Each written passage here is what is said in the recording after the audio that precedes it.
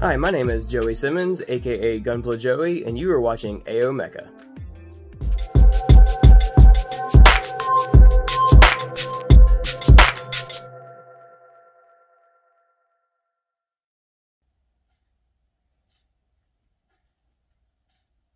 Feels really weird doing like the few seconds in between.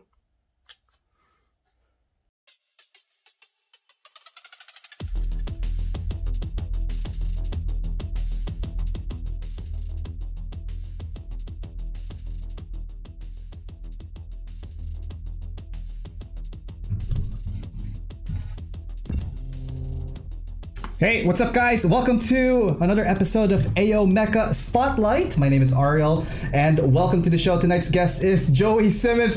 I love that last bit of the intro because I asked him to do 3 shots almost for that intro video because I'm like, oh, I need a couple more extra seconds so I can fade you in and out. But he did that little wink and it was super cute and I was like, no, this has to go as part of the intro. So hopefully you guys enjoyed it. So tonight's guest, guys, all the way from North Carolina, USA, Joey Simmons, aka Gunpla Joey, is our guest. We're gonna be talking about a whole bunch of stuff with him. Everything from Gunpla paints like SMS and his workout routines. That guy is Jack. So if you guys are gonna be in for an awesome show tonight. But before that, just a quick recap of what we did this week. On Wednesday, we completed the build for the Hexagear bulk arm glance. This is the whoa. Oh, I was gonna show the cockpit. This is the build that we did for Backlog Builder Mondays and Wednesdays this week, and it is awesome. And Julio, if you're watching, the pilot does fit in there. I don't know if we could see the pilot in there, but again, 124 scale model kit.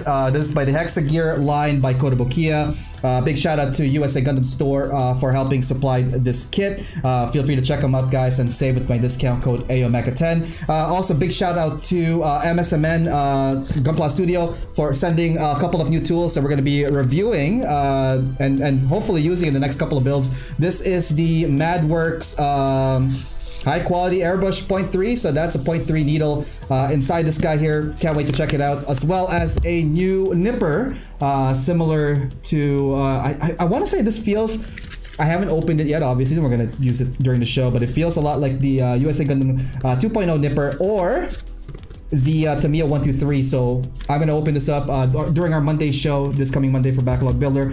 Lastly, I want to say big shout out to Robot Kai for sending these awesome paints. These are the paints by Anchoret Yao, and I'm going to be testing these guys in a live project. I'm actually considering testing it on the Hexagear, so we're going to probably do that in the coming days. Anyways, this is not the show to talk much about what I'm going to do, but we're going to be talking about with Joey Simmons here, guys. Big shout out to everybody that's joining us both on YouTube and on Twitch. So on Twitch we have, we see Gab Drogo Customs, we have Rani, Riot, big shout out to you guys. Delta Saber is also here. And over at YouTube, let's see here, we have DT Warrior, we have Anthony joining us, Amber Simmons, hi! Yes, Joey is gonna be on live soon, so stick around for that, guys. Plamotherapist all the way in Hawaii. Aloha, my friend. Aloha. Let's see here. Thunder on the road, and as well as Anthony saying, "Hey Joey, what's up, man? Glad I could catch some of the stream." By hey Ariel, how's it going? It's going awesome. It's gonna be even more awesome in the next couple of minutes. Anyways, couple of seconds. We're gonna go to Joey and see what he's saying. Why don't we go check out what Joey's up to? Hey, buddy. What's up, man? Gunpla Joey is in his house. Joey Simmons, how's it going, man? I'm doing fantastic, man. Had a 2.5 hour workout earlier and feeling loose and limber and ready to do this interview. Interview? I told you this is not an interview. This is more like a smackdown talk about all your stuff that you're doing. Well, so it's going to be awesome, man.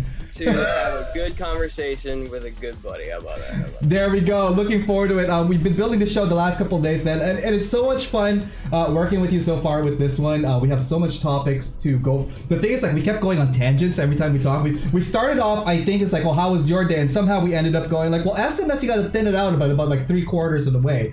And I'm like, where are we? And then we started talking about 2K. Seriously, if I get a nickel every time you mention 2K, I'd be rich. I'm just saying. It's kind of one of the things I've come to be known for, I guess. So are we gonna see Gunpla Joey 2K as the next iteration of your handle? Well, spoilers, the next like few kits after this heavy weapon system I'm doing is not going to be 2K. Ooh, you heard it here first. A lot of matte finish coming up. I've actually had a couple people, one in particular friend, tell me, they're like, we want to see you do a matte. There we go. So, you know, that's to come.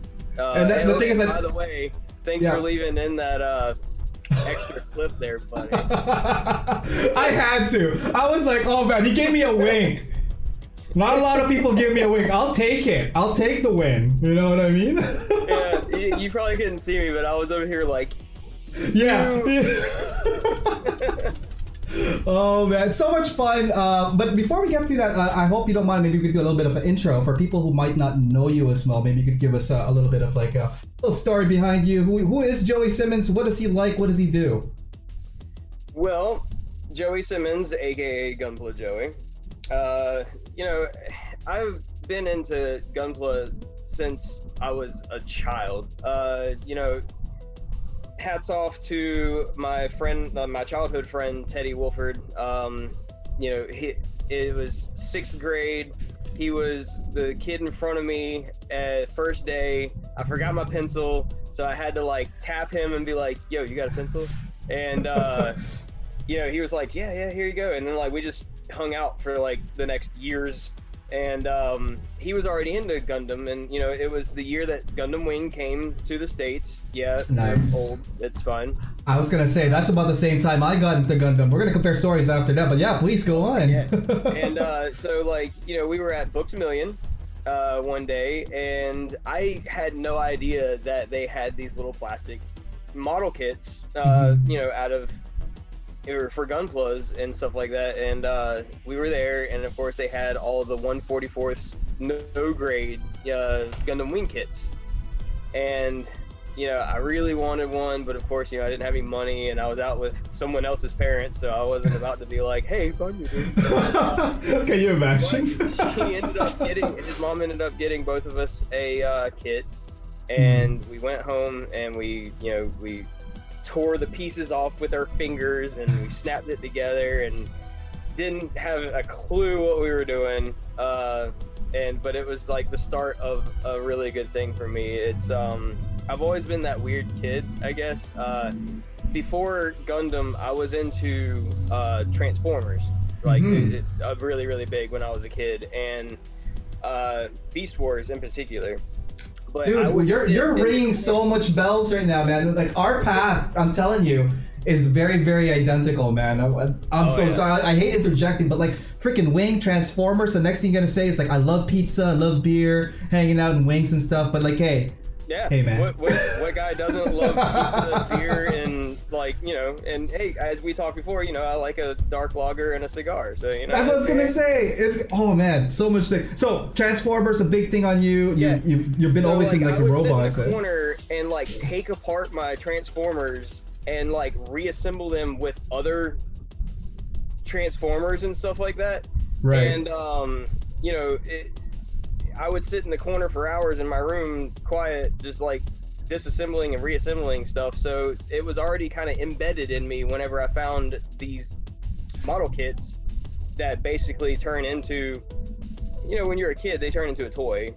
Right, yeah. You know, so like, and I treated them as toys, and I played with them, and I had lovely memories with them. And then it kind of fell off for me. You know, I was into Gundam Wing, Stardust Memory, 8th MS Team, all that good stuff. Even G-Fighter, you know, I was into that a lot. But it was when it got to Seed, my attention went other places. You know, teenage boy, your attention goes other places. Exactly, it goes to Magic the Gathering, and I completely get that, man. Those trading card games, well, it's a sinkhole. Exactly where it went. But you know, and so life went on. You know, met my wife. You know, we. And she's watching right now, right? I saw Amber. Yes, Want to say hi to her real quick? Hi, Amber. I love you. There you go. I can actually hear the reverb. She just pulled up outside, and I can hear the reverb of this in there. Oh, good. Yeah. So she's actually here and she's watching. Nice. But you know, I met her, and it was actually after we had our first daughter that I don't remember where we were, but I found a master grade heavy arms. And I had never built a master grade before. I built tons of kits when I was a kid, but they were all 1/44th high grades. You know, I built all the Endless Waltz high grades and stuff like that. Endless Waltz is my favorite Christmas movie. I love that movie. It's up there with Die Hard, isn't it? It's like you do either Die Hard, then Wing, and then Wing and Die Hard. It's just back and forth. Die Hard is a Christmas movie, dang it. It is the only Christmas movie. I don't know what anybody says. And maybe Elf. I'm gonna toss it in there because I think Elf is awesome. I love Elf. I quote Elf all the time, and it drives my wife insane because she's not a Christmas person, and I am. Oh no! Yeah. But you know, and basically, I found this master grade heavy arms, and I built it. It was like the coolest thing because I had never built a master grade, so it was like, oh my god, it's got an inner frame, it's got articulation like crazy. Oh my god, you know. And come to find out, that's not even like the greatest kit. But you know, I've learned over the last like 2 years now. But you know, I built the kit, and then it went into a closet for like over a year. Oh, okay. Yeah, I wanted so bad to paint it and do this really nice stuff to it, but I didn't have the things to do it. I didn't have an airbrush. I didn't have like anything like that. I had never, like, whenever I was younger, I used to do a little side thing where I airbrushed a couple t-shirts and stuff like that, but other than that, that's like basically where my airbrush skills went, and I hadn't used one in a long time. So I spent a couple years, you know, gathering an airbrush and equipment and stuff like that, and then you know, I got a booth and all that good stuff, and I got some Guy Knows paints and started. And but I will say, I scoured YouTube for like those years and studied. I learned everything that I could possibly learn about how to paint a kit, proper techniques and ways of building and all that good stuff. So, you know, hats off to anyone that I actually, you know, watched on YouTube and learned all that stuff. And the thing is, like, YouTube is such a vast like sea of resources that like you could get lost in there sometimes. But you are doing YouTube now yourself. I've seen some of your posts and video, so yeah. I started doing that just out of, you know, I learned from YouTube, and so I wanted to take what I've learned and teach it to other people. You know, that's I wanted to, you know, just give back.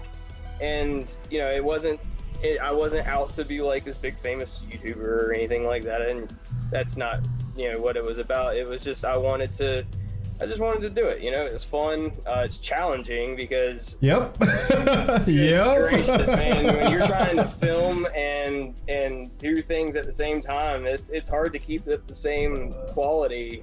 And then of course, you know, your nerves kind of get a hang of you because you're like, this thing doesn't look that great. We're gonna get to a lot of your works. I do have. I know you posted some of the videos from your work in progress. I love your consistency of your whips, your progress, your thoughts on kits, which is really good. And I think feedback like that is what helps the community grow, because we learn from each other's experiences. Like I get excited when I see someone post like, "Hey guys, I effed up." When it starts off that, like, this is a story. I'm gonna go read that.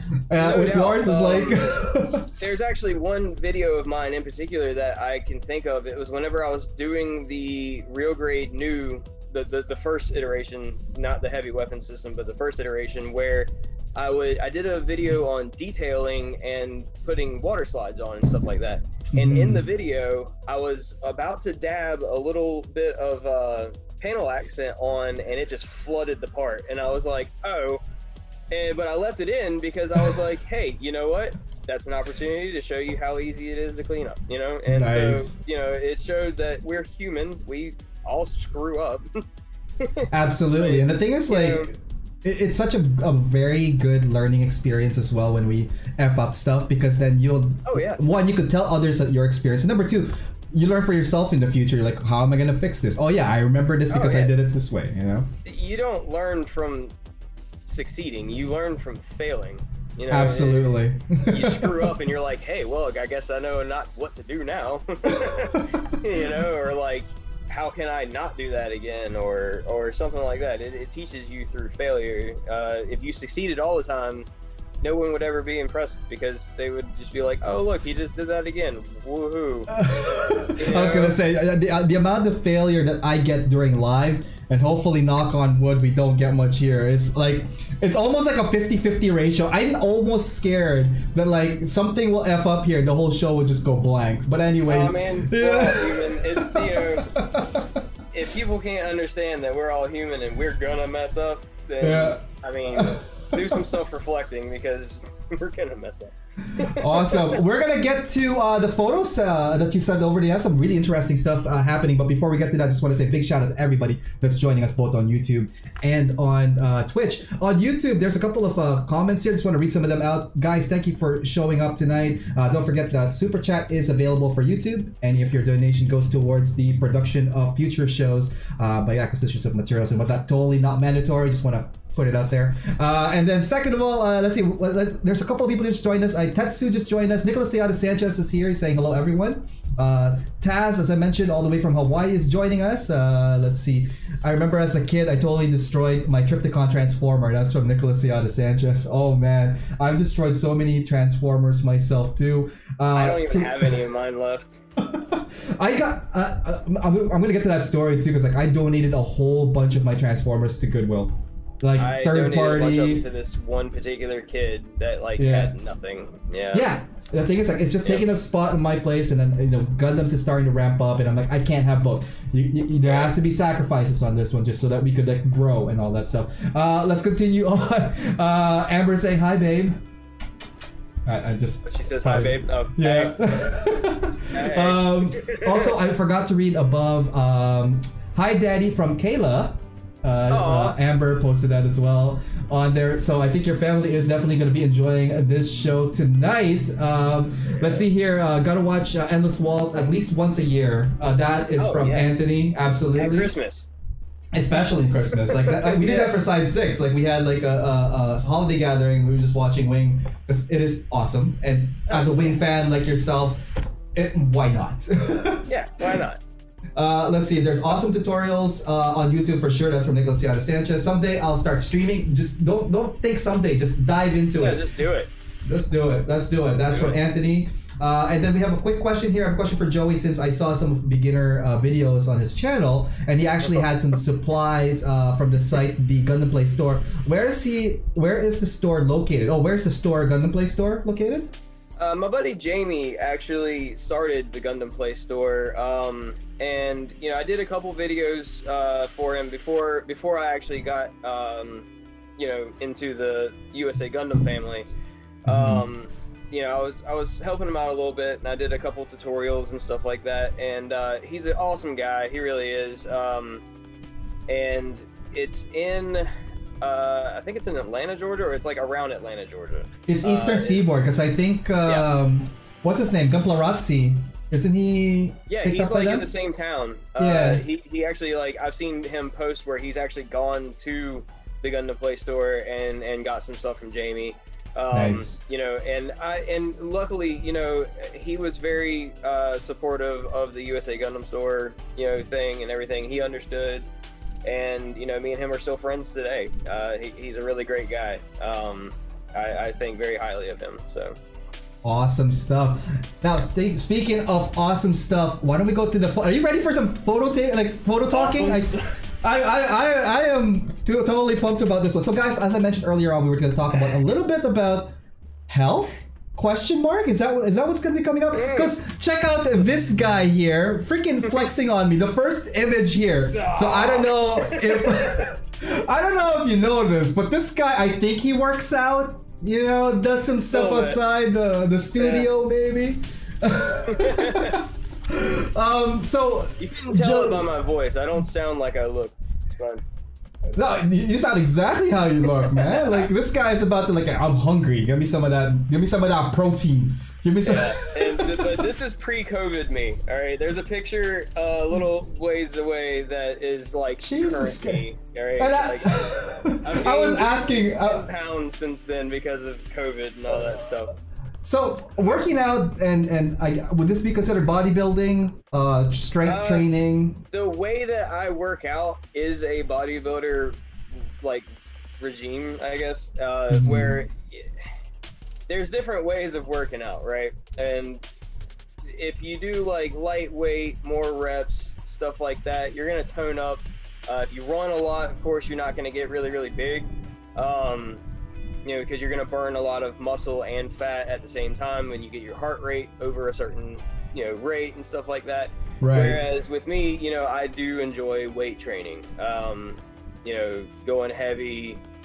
Even on the days that I go light, I end up going heavy anyway because I'm a masochist, I guess. Jesus Christ! Hang on, I was going to ask you, man. How much are the tickets? To the gun show. To the gun show. Holy buddy, all day, all day. VIP access. Crap, man! Like seriously, like hey, I was asking him earlier on too if he knew a good veterinarian. These pythons look sick. Oh my god! Oh my god, Joey, man! There really is an art to you know training because and it really shout out to my brother-in-law Greg. He's a huge bodybuilder and he taught me a lot. Working out with him was one of the hardest things on the planet, but it was also one of the most educational things on the planet. It is, and the thing is, like, I think it comes down to also staying with. Well, a couple of questions for you. Maybe this is a good starting point. What got you into you know, physical training, health, and that kind of stuff? Because like obviously a lot of people then. I myself do sometimes struggle getting started and even maintaining. Do you mind telling us, like, you know, what got you into? Hopefully, my buddy Danny is actually watching this because it is actually all thanks to him in a way. Truth is, I got super fat and super out of shape. I became a couch potato. I played too many video games for a long time. Got way too comfortable after my first daughter was born, and one night me and him were at a bar, and he was like, look, he's like, buddy, you're getting to the point of no return. He was like, you got to do something about this. And I was like, all right, let's do it. And then I took it and ran. You know, what was like the first, like, okay, you must remember this, I guess. What were like the first couple of weeks, couple of months like for you when you started like getting more and more into it? What's the embodiment of hell called? Because it hurt. I don't know. I could name a few Gundam communities, but you know. Put it this way, I think I remember one day in the first week that I did it where I literally couldn't move off of the couch. Wow. Yeah, because I mean, think about it. I purposely didn't put the picture in there of me beforehand. That's why I googled it. Here you go, guys. No, okay. Oh god, no. But you know, basically, I went from having like very little muscle tone and like, you know, I was overweight, stuff like that, to activating those muscles that were like used to being like, I'm not doing anything. Right. So you know, of course, the lactic acid was real because you know when you work out, you tear muscle fiber. And whenever you tear muscle fiber, your body sends lactic acid to those to start, you know, tearing it down. It sends lactic acid to the muscle to tear it down. Right. And then amino acids come in and they repair it. Well, the lactic acid is what hurts. That's what makes you sore. That's why you feel the next day you're like, oh God, my body's falling apart. Right. You know, and actually here in this picture here, I was really lean. I was only like 150. Right there. Jesus. Yeah, I was gonna say, man, looking good. Like, the leaner you get, the better you look.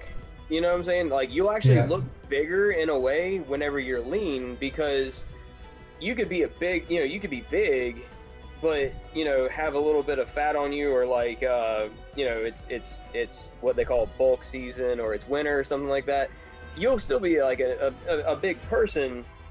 but you won't have that definition. And whenever people see definition and they see, you know, individual muscles and stuff like that, you look bigger to them. So that's, you know, that's the thing about, you know. Yeah, I mean, I would be also having issues. I mean, I'm not like 6'3" like this guy here, but like, you know, I think. Yeah, that's funny. You know how tall I am. Oh man, no. The thing is, like, you look great in these photos. The question for you, maintaining it. I think once you get started into it, that's one thing. You said you just go and ran it. What do you do to maintain and keep motivated to do it? Well, I'll be honest with you, man. It becomes an addiction. You'll get to a point where your fitness is on point, and you won't feel good if you don't go to the gym. Like back in this picture here, I was going to the gym and doing 2-hour sessions 5-6 days a week. Damn. Yeah, and like, you know, and this is like current me. Okay, this is me currently. You see the waistline has gotten a little bit wider there. No, man, that's just the weights. Yeah. Hey, all right. I'm gonna bring my daughter over here for a second. Yeah, sure. Tonight, okay, all right. Yeah. So everybody's gonna see Lily. Michaela is my oldest daughter. She's probably in her room playing or something. She's at that age now. Hi, come here. Oh, all right. Here's Lily. Hi, Lily. Say hi. Hi. Welcome to the show, Lily. Yeah, say hi. Does she have a favorite Gundam yet? No, not yet. Now Michaela does. Michaela has the bear guy. She really loves that bear guy. Nice. But all right, you want to go night night? Night. All right, I love you. Come here. Let me go. No. All right, night night. Aww. That is so cute, man. Well, there we go. See, live. You never know what's gonna happen. Exactly. Yep. Wrapping up the health stuff here, because I want to get to a little bit more of the stories. But like, yeah, for people who are they're trying to get into it and trying to get that maintenance and, you know, keeping the motivation. The best thing I can say about that is surround yourself with motivational people. You know, Danny, like I said before, he was the guy. You know, he's my best friend, and he's the one that like got me to do it. He went to the gym with me. Like you know, that was the thing. Like we had motivation from each other. And then, because at the beginning, that's the hardest part is maintaining, especially when you wake up the next morning and you're like, oh my God, I'm dying, you know, and you normal people, they're like, that really hurt. I don't want to do it again. With me, it's like, that really hurt. Let's do it again. Let's do it again. Like the thrill ride. Yeah. Like every day I'm in some sort of soreness. It's fine. You get used to it. But you know, that's the thing is like, surround yourself with goal-oriented people in every aspect of life. You know, you surround yourself with people that are trying to do things and not just sit on their butts all day. That's you're right. You're gonna do it too. You know, you're gonna get motivated and you're gonna be like, hey, I want to do that. You know, so having a structure there, having people there to guide you and teach you, and don't be afraid of, like, you know, when you're in the gym is full of like the nicest people on the planet. Yes, absolutely. Everybody in there will help you if you ask them to, and if they don't, then they're that 1% and don't talk to them. But exactly, you know, but most of the people will be like, yeah, I'll show you how to do that. If you want to learn it, fine, let's do this. You know, so, and then you'll get to a point where, of course, like I said, it'll become, you know, just part of your everyday thing. And you won't even feel right unless you went and worked out. And do it. Yeah, absolutely. The thing is, like, just to echo on that, guys, this goes to everything that you do, be it work or be it your hobby. Because, like, if you go with like-minded folks, like, you're gonna get motivated, which ties in. That's I think the perfect relationship between like what you do and your weight training, your health, and our hobby. Because, like, you know, we have so much good communities out there, people that we follow. I was looking at the list of people you follow. We follow almost the exact same people. And the thing is, like, we want to follow these people because they're inspirational. Exactly. And that's I think a really good advice. Find people that will help you motivate. Surround yourself with inspirational work or like examples, because that is key. That is very key. Let's go take let's go take a quick look at what's going on YouTube and on Twitch. Twitch is saying, hey, Quinn is here. Yes, bring on the kits. Yeah, we're gonna get to the kits. Almost here. We're gonna get to the kits. It's gonna be the fun part. Yep. Let's see here. Ryan is saying I like his Assassin's Creed. Yes. Yeah. Can you show that again? There we go. Okay.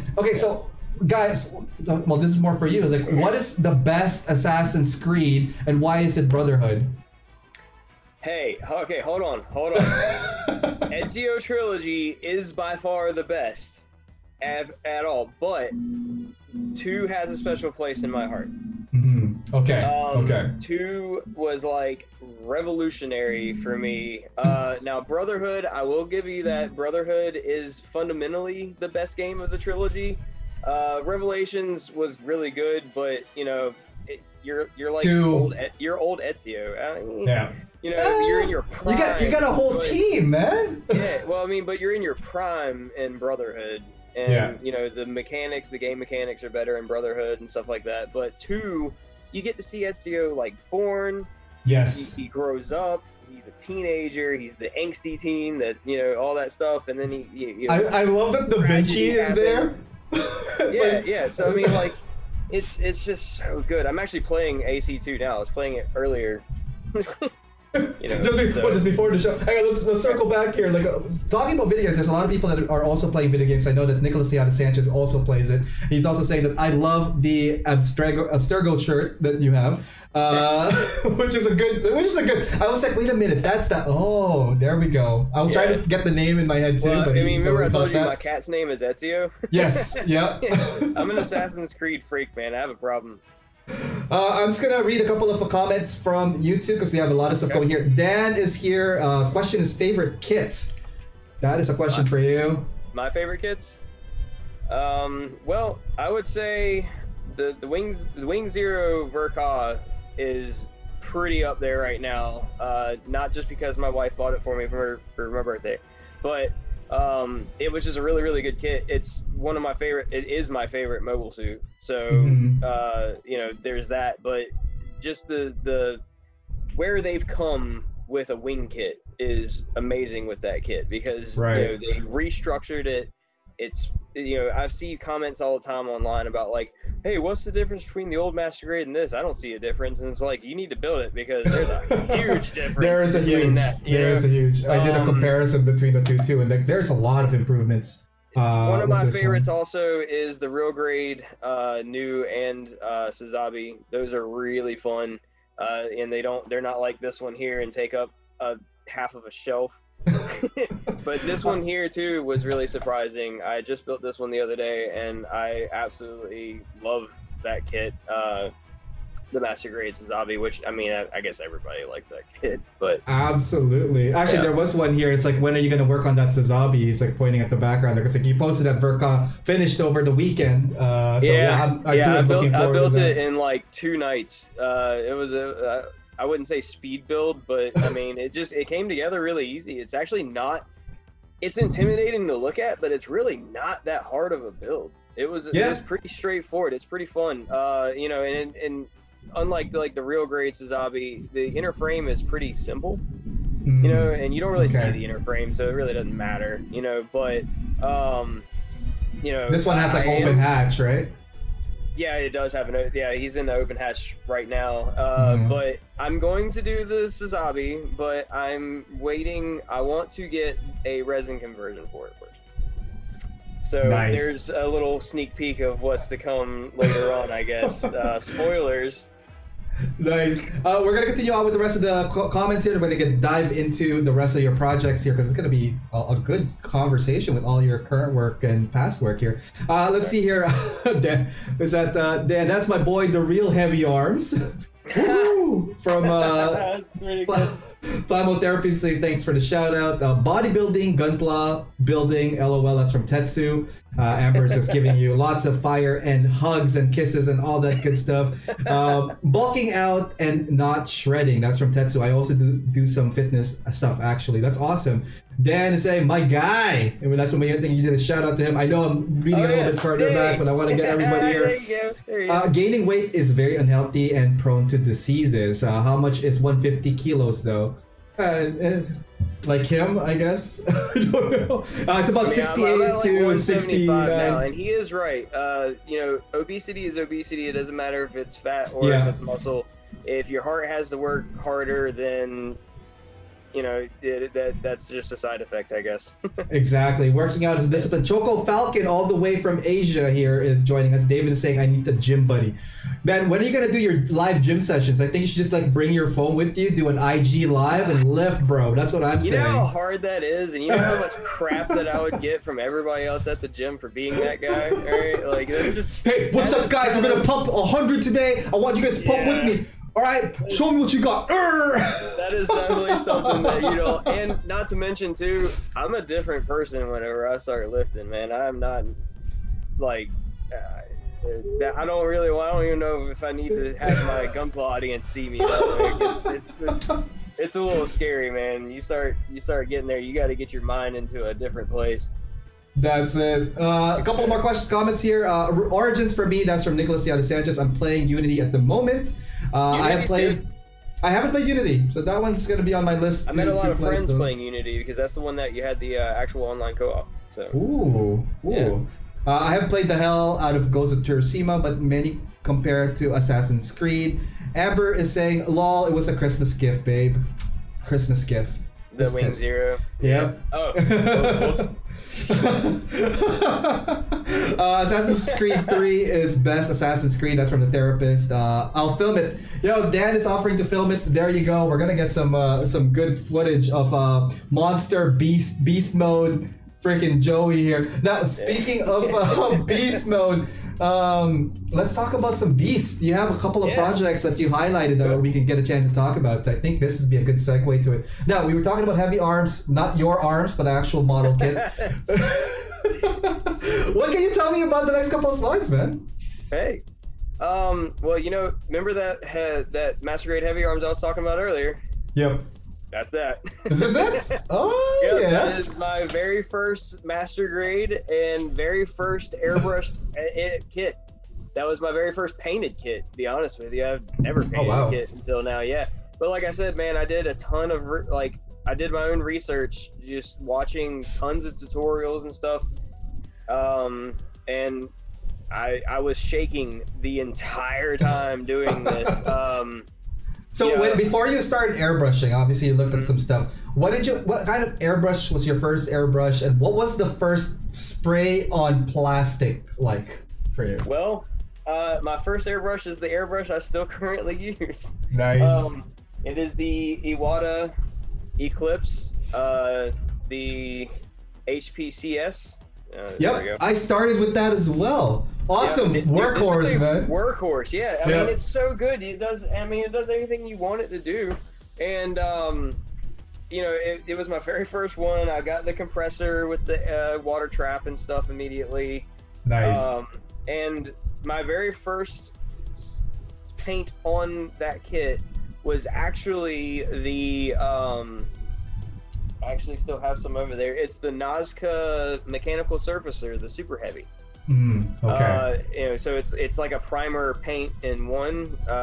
You know, it's made for that. Well, I've learned my own ways since then. So, you know, I bought that thinking that, hey, that's going to be a cool primer. It is, but you know, it's more than a primer. Well, I used it as a primer in this, and then I went over that with like black and then gunmetal and stuff like that. So, but you know, I got addicted to it. Like the first time I sprayed plastic with the airbrush, I was like, this is so much fun. Oh my God. You know, and but like I said, my nerves were so shot because heavy arms is top 5 for me, definitely, right? And you know, since this was something so passionate to me, I wanted it to be perfect. And I got super humbled, and it kicked my butt.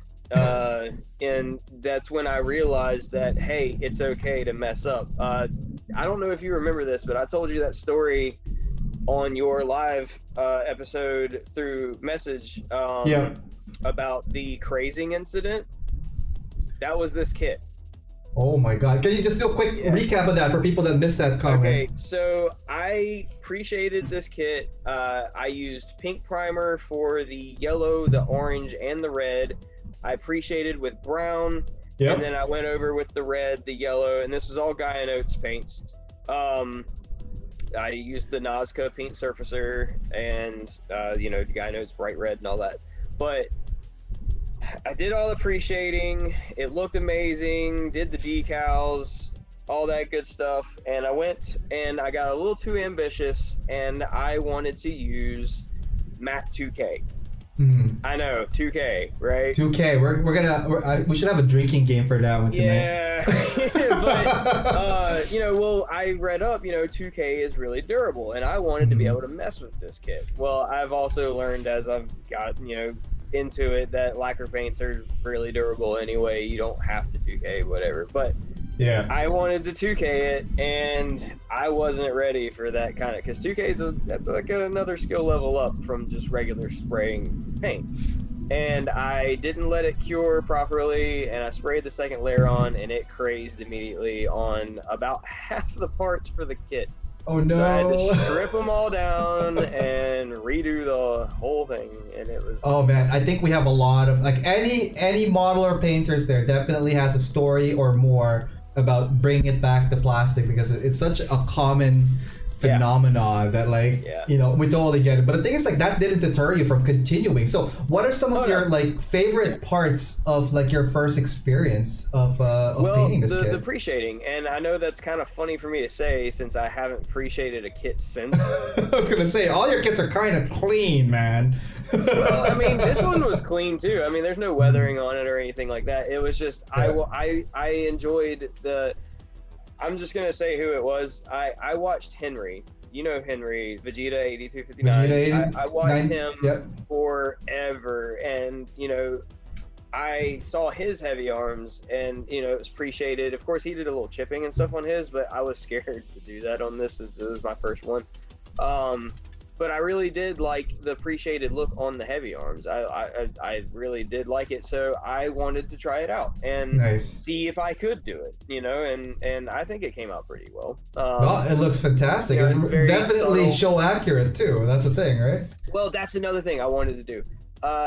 This is my TV color version of the EW. I don't know if you saw it in the other picture, but I even modified the knife on the back of the arm. This guy here? And it's actually stuck in place there. Like, it's actually part of the arm now instead of being that weird EW thing that sticks in the peg. Oh, you actually have it like in. Yeah. Okay. So I painted it the same color as the arm and actually have it like, this is TV version EW. Yep. Heavy arms. Yeah. Looking great, man. Like, seriously, I love seeing like the classic colors on kits. I think as much as I like seeing the customs, like when you throw back a good OG color scheme, it just hits you right in, like, you know, like the childhood. And that's the thing too, is like, if you're to get into painting Gunpla, I highly suggest at least the first one, you just mimic the box art, you know. It'll make it where you don't have to really overthink the paint scheme that you want to do or anything. You just paint.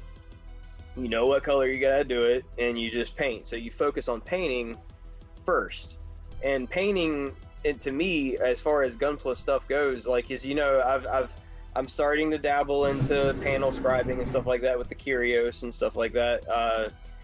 That's really fun and everything, but you know, you can have all the panel scribing skills and stuff like that you want, but if you don't have good painting skills, your kit's gonna suffer for it, because paint's the first thing you see. Yeah, you know? Exactly. We're very visual kind of like people when it comes to like our hobby. But also the thing is, like, that comes with a lot of experimentation, a lot of, like, you know, experience building, skill building, and man, I'm pretty sure you've gone through a whole bunch of paints before you go, hey, this is the one's gonna work for me, versus like, yeah, that might not be for me kind of deal, right? Yeah. So Awesome. We're gonna get more into your builds. We're gonna do a quick break right now, though, guys. But if you guys are tuning in, welcome to AO Mecha Live tonight. It's a spotlight. We're joined here by Joey Simmons, aka Gunpla Joey. Big shout out to everybody both on YouTube and on Twitch joining us. We're gonna do a quick break. We're gonna get back with more heavy things. I'm looking at the next couple of slides here. We're gonna see some more stuff. So, anyways, check this commercial out. We'll be right back, guys. After this. Hey guys, thanks for tuning in to the stream, and hopefully you guys are enjoying the show so far. I just want to let you guys know about an amazing online community that I'm part of, and it's called Side 6. Here, you will find like-minded modelers and hobbyists who enjoy the mecha and gunpla genre. We encourage posting of whips, projects, and tutorials to help each other move forward in our hobby and in our community. We are always open to new members of all skill levels, so come check us out at facebook.com/groups/side6. We also have an Instagram where we feature members' works, and you can find that at instagram.com/side6_mecha. For all new club information, resources, and news, you could check out our website at www.side6.club. All right, let's get back to the show and see what's going on there. Hey, what's up, guys? Welcome back to tonight's show. Tonight's backlog builder.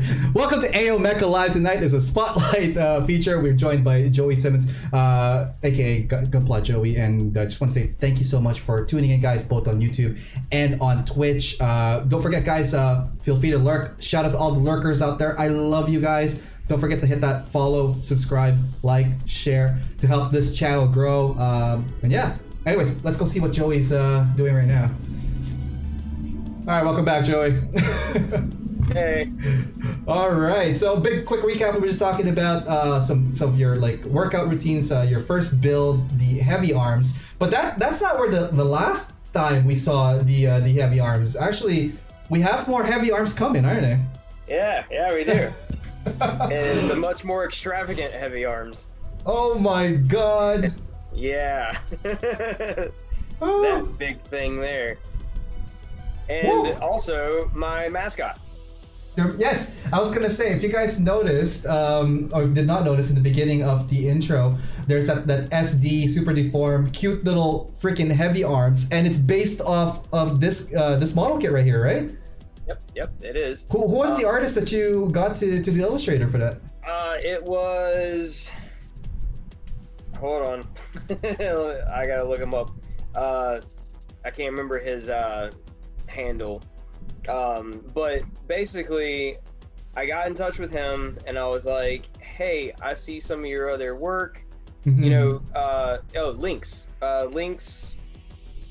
something, we can put it in a link or something. Yeah, for sure. We'll get back to you. I'll do a shout out on him on Instagram after this or something like that, but yeah, Links is his name, and he, you know, and he was like, yeah, I can do it, and you know, he drew it up and he sent me the drafts and everything, and I loved it, and yeah, you know, and that was what the final outcome was.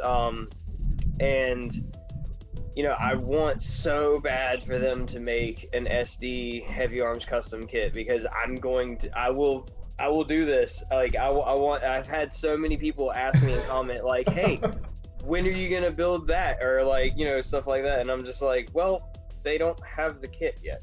So, right. yeah. And the thing is, like, with this one here though, again, we were mentioning a lot of parts. Is this like one of the most intricate model kits you've worked on? Well, this is the Supernova heavy arms. And it's definitely way more parts than the standard heavy arms, but honestly, it uses the same frame, it's the same base, so really it's not a hard build, it's a hard paint job. Yeah, I was gonna say, you did a lot of details in this one, like right down to the little notches here. You separated the golds. There's a couple of golds that I can see here, different kinds of grays and black. Wow, looking awesome. That what kind of Gaia Notes white, it is Nazca light warm gray for the gray, it is gunmetal. Everything on this was Gaia Notes, by the way. The cobalt blue for the blue. The black is actually just Evo Surfacer. Just the primer? Evo, yeah, just the primer. What? Hacks! Hey, it worked, you know? It works, yeah, it totally works. And Starbright brass for the, like, the more yellow gold there, and then just standard EX gold for the gold that you see. And that's basically the colors. I did use a little bit of clear blue over some silver in the forehead camera that you really can't see. We have a shot of that somewhere? Is it this one? No. Maybe. It's hard to see. It's really tucked in there. Right. And, of course, Starbright brass for the eyes to make them pop really, really well. Question for you, like, okay, so I forget. It's been a while since I built the heavy arms, but the yellow pieces that you got on the arms there, are those like a separate piece, or is it like one's? Okay. Yeah, they're a separate piece. They kind of just like notch in, and then you sandwich the other pieces over top of it. Right, because like that would be such a pain to mask. I'm just like, and the thing is like, I don't know. How do you feel about masking? What's your take on masking, man? I love masking. It's very time consuming, but let me tell you, if you do it, it works wonders. And this kit particular was my first real take on masking. So, you know, as you can see on the chest there's actually a difference between the white and the gray right there. That's actually masked off. That's all one piece. So I had to mask that. I had the little notches that you were saying about earlier on the missile hatches. That's masked off. And a lot of masking went into the barrels because every one of those freaking barrels have an individual piece. And my goodness, did that take me a long time. There's a comment here on Twitch. Randy is saying the yellow, white, and black vibes Atlas Gundam for me for some reason. Yeah, wow. I can see that. I can see that. Also, spoilers, I guess. I'm planning on doing my big red beast back here in this kind of same color scheme. Nice. We should have like a pilot story. It's like, yeah, like this guy's the same pilot or whatever for it. Just keep the theme going. It's me. I'm the pilot. You are the pilot. Holy crap. Is there anything Joey can't do? Okay, so here we have a nice photo, side-by-side shot. If you guys are wondering what the difference is between the Supernova and the regular release, here it is. Like, so what are some the key things? The first thing I noticed is the height. So that's the first thing. It's taller, and you know, one thing I can say about the Supernova is, like, I don't know about you, but I get a really big Verka feel off of like the legs, because the legs seem to be longer, and on Verka kits usually the legs are a little bit longer, like, and slimmer too in a way, right? Slimmer, like so, and like the waist unit there, it's been split. It's actually kind of raised up, and there's like little detail pieces that go inside there that I painted gold. They look like pistons, I guess. And of course, you know, they did a lot of modifications on the panels themselves.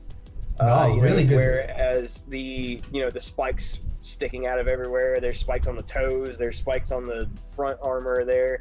And I really liked, I enjoyed the build on the regular heavy arms, and I saw, it was on Instagram, I think, I saw somebody else did this Supernova heavy arms, and I didn't even know what it was, but I was like, I need it. I like that, and so I found, I think it was GundamCentral.com or something like that I got it off of. Yeah, it's hard to get these kits right now. I think they're out of production. It's also like people are flipping them for like X amount of prices now, right? Yeah, you scalpers, man. You got to watch out for that. Yeah, you got to watch out. Just a quick thing. I did find him. The guy that did my my artwork. His name is Links53 Designs. Oh, right on. Look him up. He is awesome. He works with you. He's awesome, and he's very talented. But I am actually in the market, so I might have to link up with Links. Your people will talk to my people. And there we go. Yeah.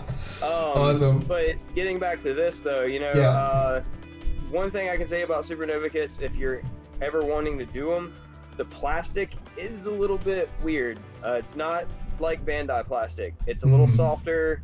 I was gonna ask if it's more brittle. Softer, you say? I wouldn't say brittle. It was more bendy. It was like it was softer. Interesting. It doesn't really break very easily, but it just has a weird hand feel to it. Priming it, I had no problems. Painting it, I had no problems. So I mean, clearly it's not awful, but it's, and the water slides that came with it is what I used, and they're okay. Yeah. I wouldn't say they're great. They're okay. Just cover them with 2K, man. I think you'll be fine with that. That one was matte coated. Hey, that one was matte coated. That was it. We have a couple of questions here on the chat. Again, big shout out to everybody that's joining us both on YouTube and on Twitch. Over on Twitch, the question for you, Joey, have you tried any Dragon Momoko kits? I have not. I looked into it, but just never really got around to it. I got more into Bandai kits and, you know, stuff like that because, yeah, I don't know. I just never really got around to it. Yeah, no, it's all good. Are you gonna pick up? It's hard to find those kits, and they generally cost a little bit an arm and a leg. Yeah, so it's like, you know, I just moved on. Are you gonna pick up the? Are you gonna pick up the P Bandai ones? The P Bandai release with the dual Gatling guns? If I can find it, or if they re-release it. Because shout out to Adam over at USA Gundam Store.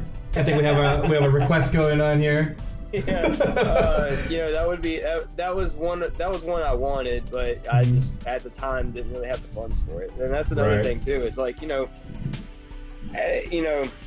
not trying to get too well, I guess that's the point of this, is to get personal. You know, it's like, you know, I do have a wife and 2 kids and a mortgage and a day job that takes a lot of time and stuff like that. So, you know, it's this is a hobby and it's my escape. You know, it's my safe place. It's where I like to go. You know, I go to the gym, yes, but that's like anger management. This is like this is happy place. This is like meditation. You know? And actually, on a lot of my posts recently, I've been putting hashtag Gunpla meditation on it because you know, and it calms me. I really like it. You know, I can. You know who would like that mentality as well? Hopefully, we get a chat with him. Plamo Therapist is here, and I don't know if you've seen any of his videos, but like good stuff. Kind of like, hey, like similar to what you're saying. It's kind of like this should be relaxing. This should be a fun thing to do. Don't stress about it. Also, it's a costly hobby.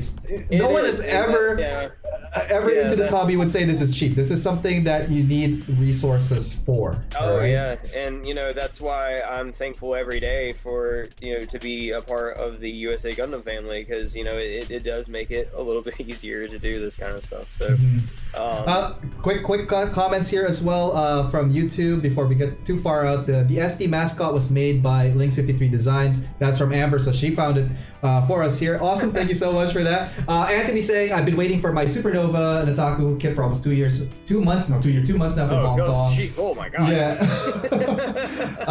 Ben Voigt, aka now KO Mecha, is here as well. Tetsu saying AO Mecha has to make some slaps. Yeah, I'm looking into that, guys. Let's see, slaps are a thing now. Yes, yeah, I've had a lot of people wanting slaps as my mascot too. I remember whenever the message got sent out from Adam about, you know, me being part of USA Gundam, and literally everyone in the comments was like, "Can we have that as a sticker?" Yeah, right? Adam should just have like anybody that's on the family that has sticker, just like do it as a pack.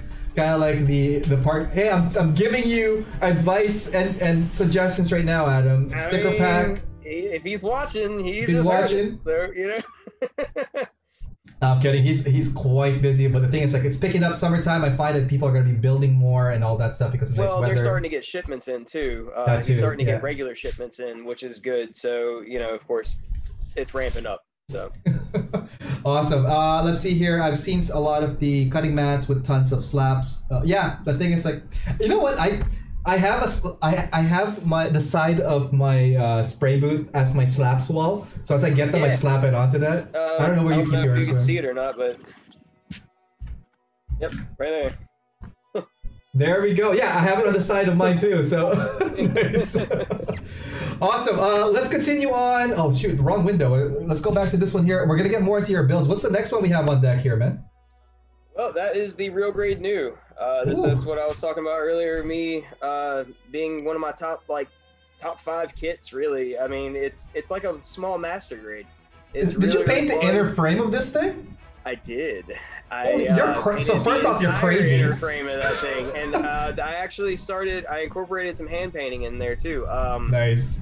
Funny thing is I did most of the hand painting on the metallics with a toothpick. Wow. Because, yeah, well, toothpicks, you can kind of like stay in the puddle and move the paint. and end up with like a completely smooth surface at the end and no brush strokes. So, yeah, I've done that technique as well for my the Regin Lace, Julia. The little gold accents on the armor are enamel paint, so I just dip like a very sharp toothpick just to get to that crevice, because you just want that little dot, right? You don't want the whole slap of it. Yeah. But working with go on. I'm sorry. Well, Gunpla Lab is who I was watching, and he did a new that was like a lot like this one. That's where the inspiration came from for this build was his new. Of course, he did like the exploded armor and everything on his, where I didn't want to do that, but I really did like the inner frame work and stuff like that. So instead of going with a darker inner frame, which normally you would see, I wanted to make something that was going to stick out, and that's why I went with this Starbright Duraluminum from Gaia. Nice. And then you got some brass and golds, and all the brass and golds and stuff, that's all enamel. And that's enamel. Wow, you don't hear that every day. I don't know. For me, it's always been like either the spray can or the airbrush. But like working with enamel, how was that like? How did you work with this? When you put enamel over lacquer, it's actually great because you can clean it off with lighter fluid. So anything that you mess up, like all the gray too, that's gunship gray from Model Masters. Enamel paint, and so like you take a paintbrush or a toothpick or whatever and you paint it, and if you do end up making a mistake and you kind of go out of bounds, as they would say, you just take a little bit of lighter fluid on a or on a Q-tip, or I really like the Finish Masters. That's a personal thing, but and you can just wipe off enamel paint with a little bit of lighter fluid, and then it won't hurt the lacquer paint underneath, and it looks like you did a really great job. Looking great here. We're gonna work on the body next here. We're doing some body work. So obviously it's gonna get covered up. Were you? How do you feel about covering up like this beautiful work of the inner frame, man? I know it's there, and as long as I know it's there, I can be proud of it. Nice. That's the way I always think of it. Yeah, it might not be seen, but it's all well coated. It's all well protected. So at any time. As you'll see in one of my upcoming videos with the heavy weapon system, I had to take some pieces off of this and expose the armor or the inner frame underneath to put the heavy weapon system stuff on. So, I can take apart that whole kit right now if I wanted to, and it wouldn't chip anything because it's all 2K coated. 2K, there we go. That's another shot. Yeah. So, like, if I wanted to, I could, display it half and half if I wanted to or whatever, but whenever you move it around, you still see some of the really good bits and stuff like that. But just the fact that I challenged myself to do a really detailed inner frame. I took pictures of it, so there's proof.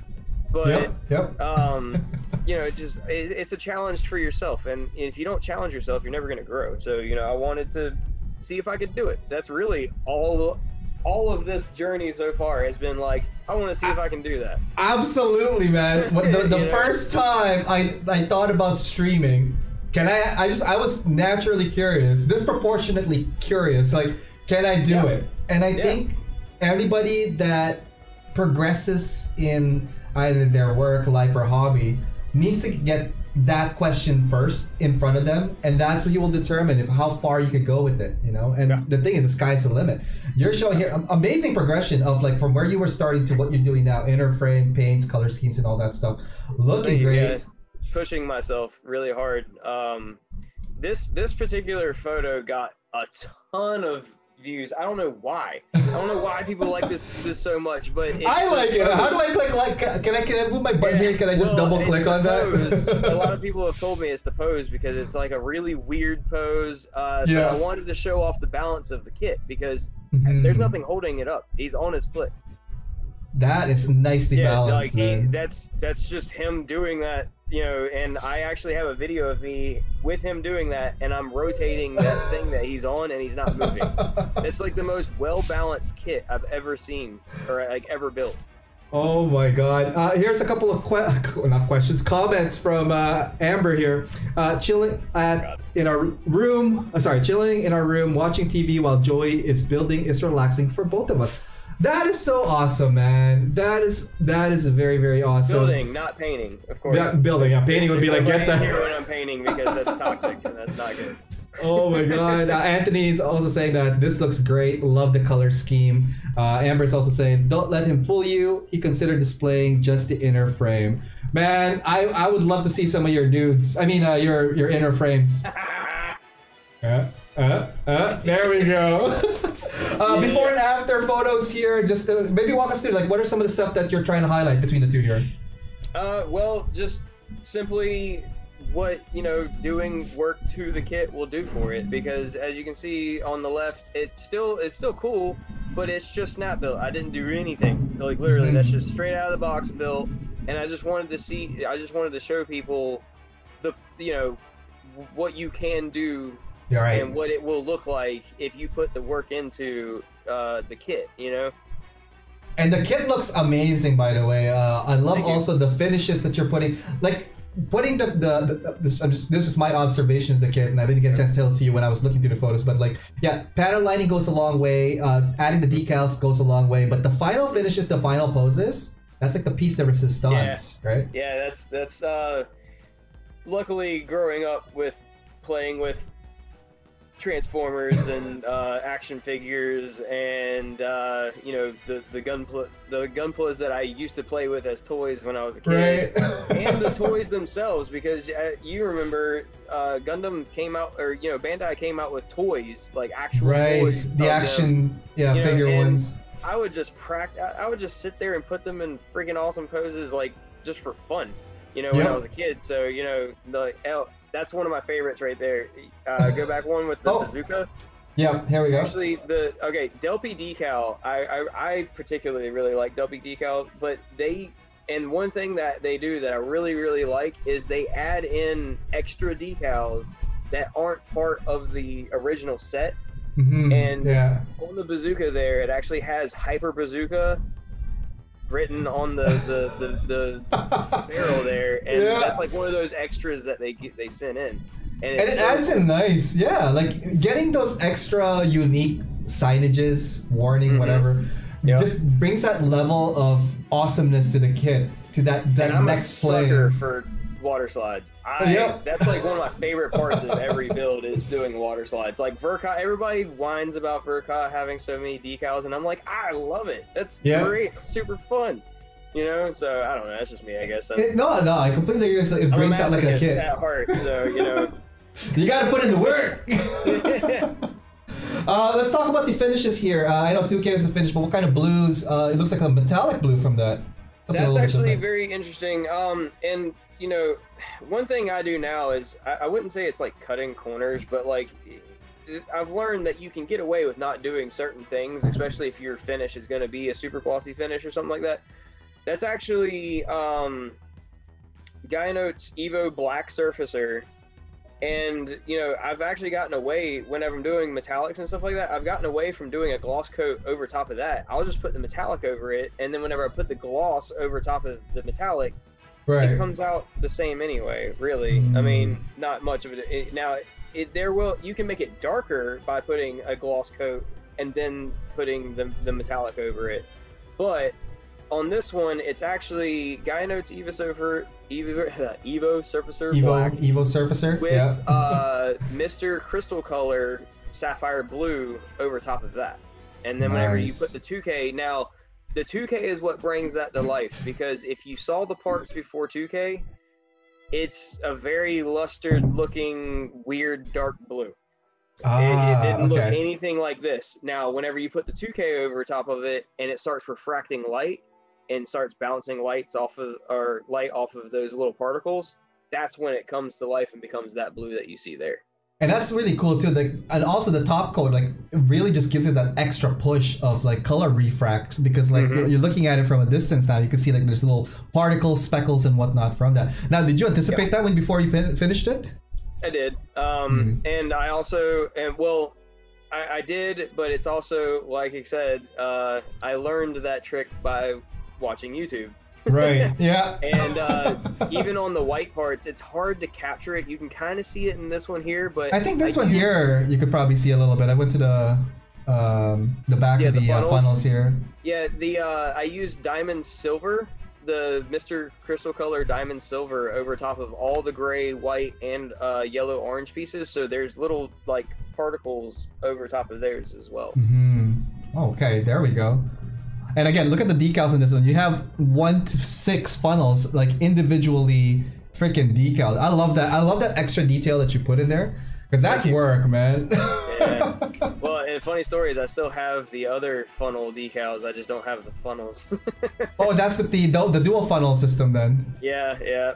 Nice. But I don't have the dual funnel system. I have the decals for it. So if anybody has any extra funnels that they don't want. So the paints you're using here, have you switched to so is it still Gaia notes or like a mixture of a whole bunch of stuff now? It's a mixture of Gaia notes and Mr. Crystal Color. The only parts that's anything other than Gaia notes in this is the Mr. Crystal Color at this point. Right.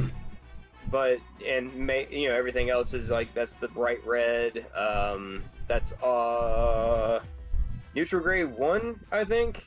And neutral gray 1 is actually all the white that you see. It's actually not white. It's neutral gray 1. Another thing too is like having an all white is sometimes not a good thing because like you don't get that like color separation, like distinctiveness. There's 3 shades of white on him.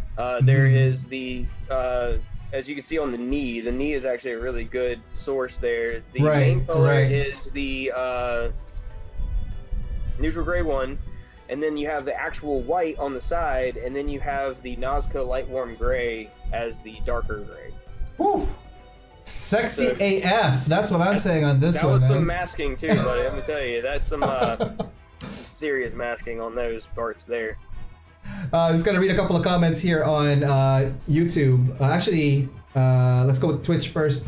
Bandai quality is still top notch. I think it was just reference to the heavy arms earlier on because they spoil us. Freaking Bandai spoils us. If you guys saw my live build for the Aoshima Full Metal Panic, and I'm not putting Aoshima down. I think Aoshima is a really good car model kit. Mecha, a few ways ago because like man, I was so frustrated with that. I picked up a Bandai kit just to refresh the palette, and oh my god, I was like, I'm gonna stay in this lane right here. Still haven't slapped my USAG and True Gun Plus stickers.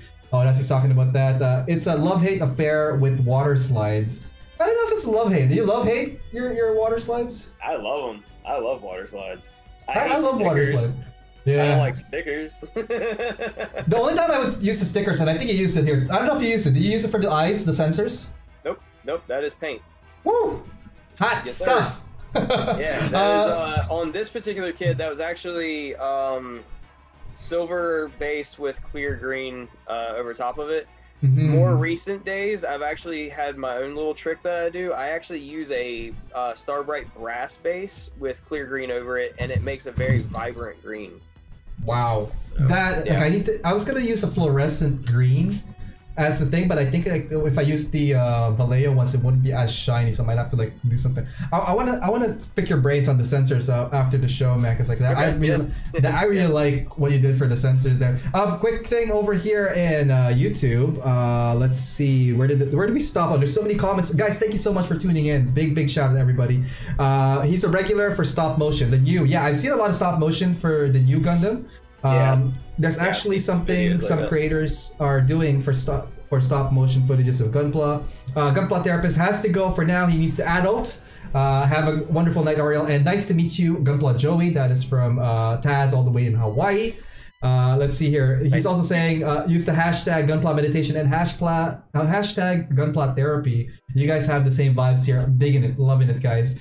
Thanks for checking out the interview as well, and hopefully his turn comes out soon. I don't know what this Taz guy is. He's just some guy.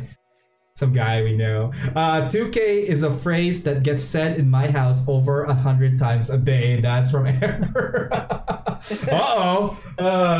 This is not a Dr. Phil session yet, but I mean, we could get Amber on the line and then we could probably have some real conversation about 2K.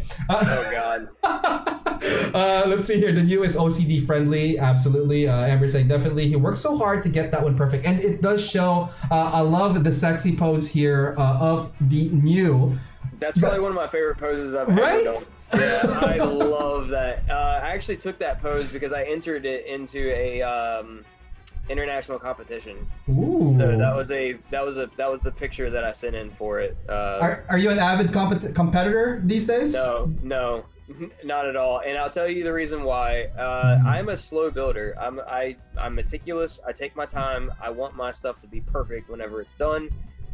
And I don't like rushing. As Gunpla meditation says for itself, you know, I don't like feeling stressed. So if I know I have a deadline and something happens in my real world that messes me up on that, I will stress the F out. Like I will not be able to think of anything else. I will freak out. My anxiety levels will go up and I'll break something. So like, yeah, it's just not, it's not healthy for me. So no, this kit was already done by that point, and you know, then it came up and they were like, you can put in whatever you want. So I just entered this one. So nice. Did I don't you place? do very many, so don't expect that. Well, how did you do? I didn't place. I think I placed 4th, but like there was only a 1 through 3. I did make it to like the final cut, I think, but it looks great, man. I love this one. Favorite experience from this? What is your like highlight from this build? It was my first time ever using 2K properly. Nice. I was gonna say I'm running out of things to drink here. I guess water is next. Well, and another thing about it was, you know, I followed the same thing that, you know, Gunpla Labs did on theirs, but mine also came out different from theirs, which I also liked. I didn't want to just like copy, you know, it. I wanted to kind of do my own thing, but use their idea, like their method, I guess you would say. I don't think there's a thing called copy. Like there's imitations. I think that's the word I would associate with, because like it's your take on things, right? If it's a identical copy, it would be like, yeah, you might as well just look at other people's. But like you made it your own, man. I appreciate that. Yeah. I really like it. Stay tuned to see it with the heavy weapon system stuff on in the upcoming future. Nice. Plug. Now, a new Gundam wouldn't be a new Gundam without its partner. I think the next slide is going to be a fun one, guys. And that's right. Well, I wouldn't say partner. I would say enemy, right? Well, the dynamic duo, I guess. You can't have one without the other. Yeah. Yep. All right, what do we got here, Joey? We have another inner frame.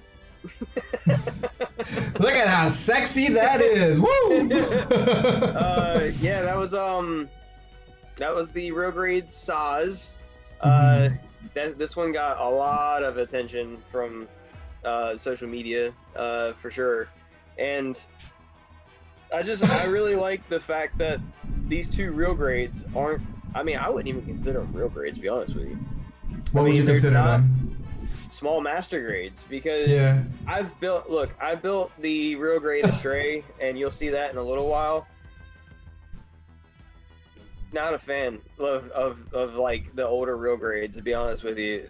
These were like so different. There's hardly any, like on the new, the only parts on the new that were that like real grade pre-assembled thing were inside the funnels, and you can't even see those. Really? I thought it was this one. Didn't they have the arms have pre-assembled? Or am I thinking that?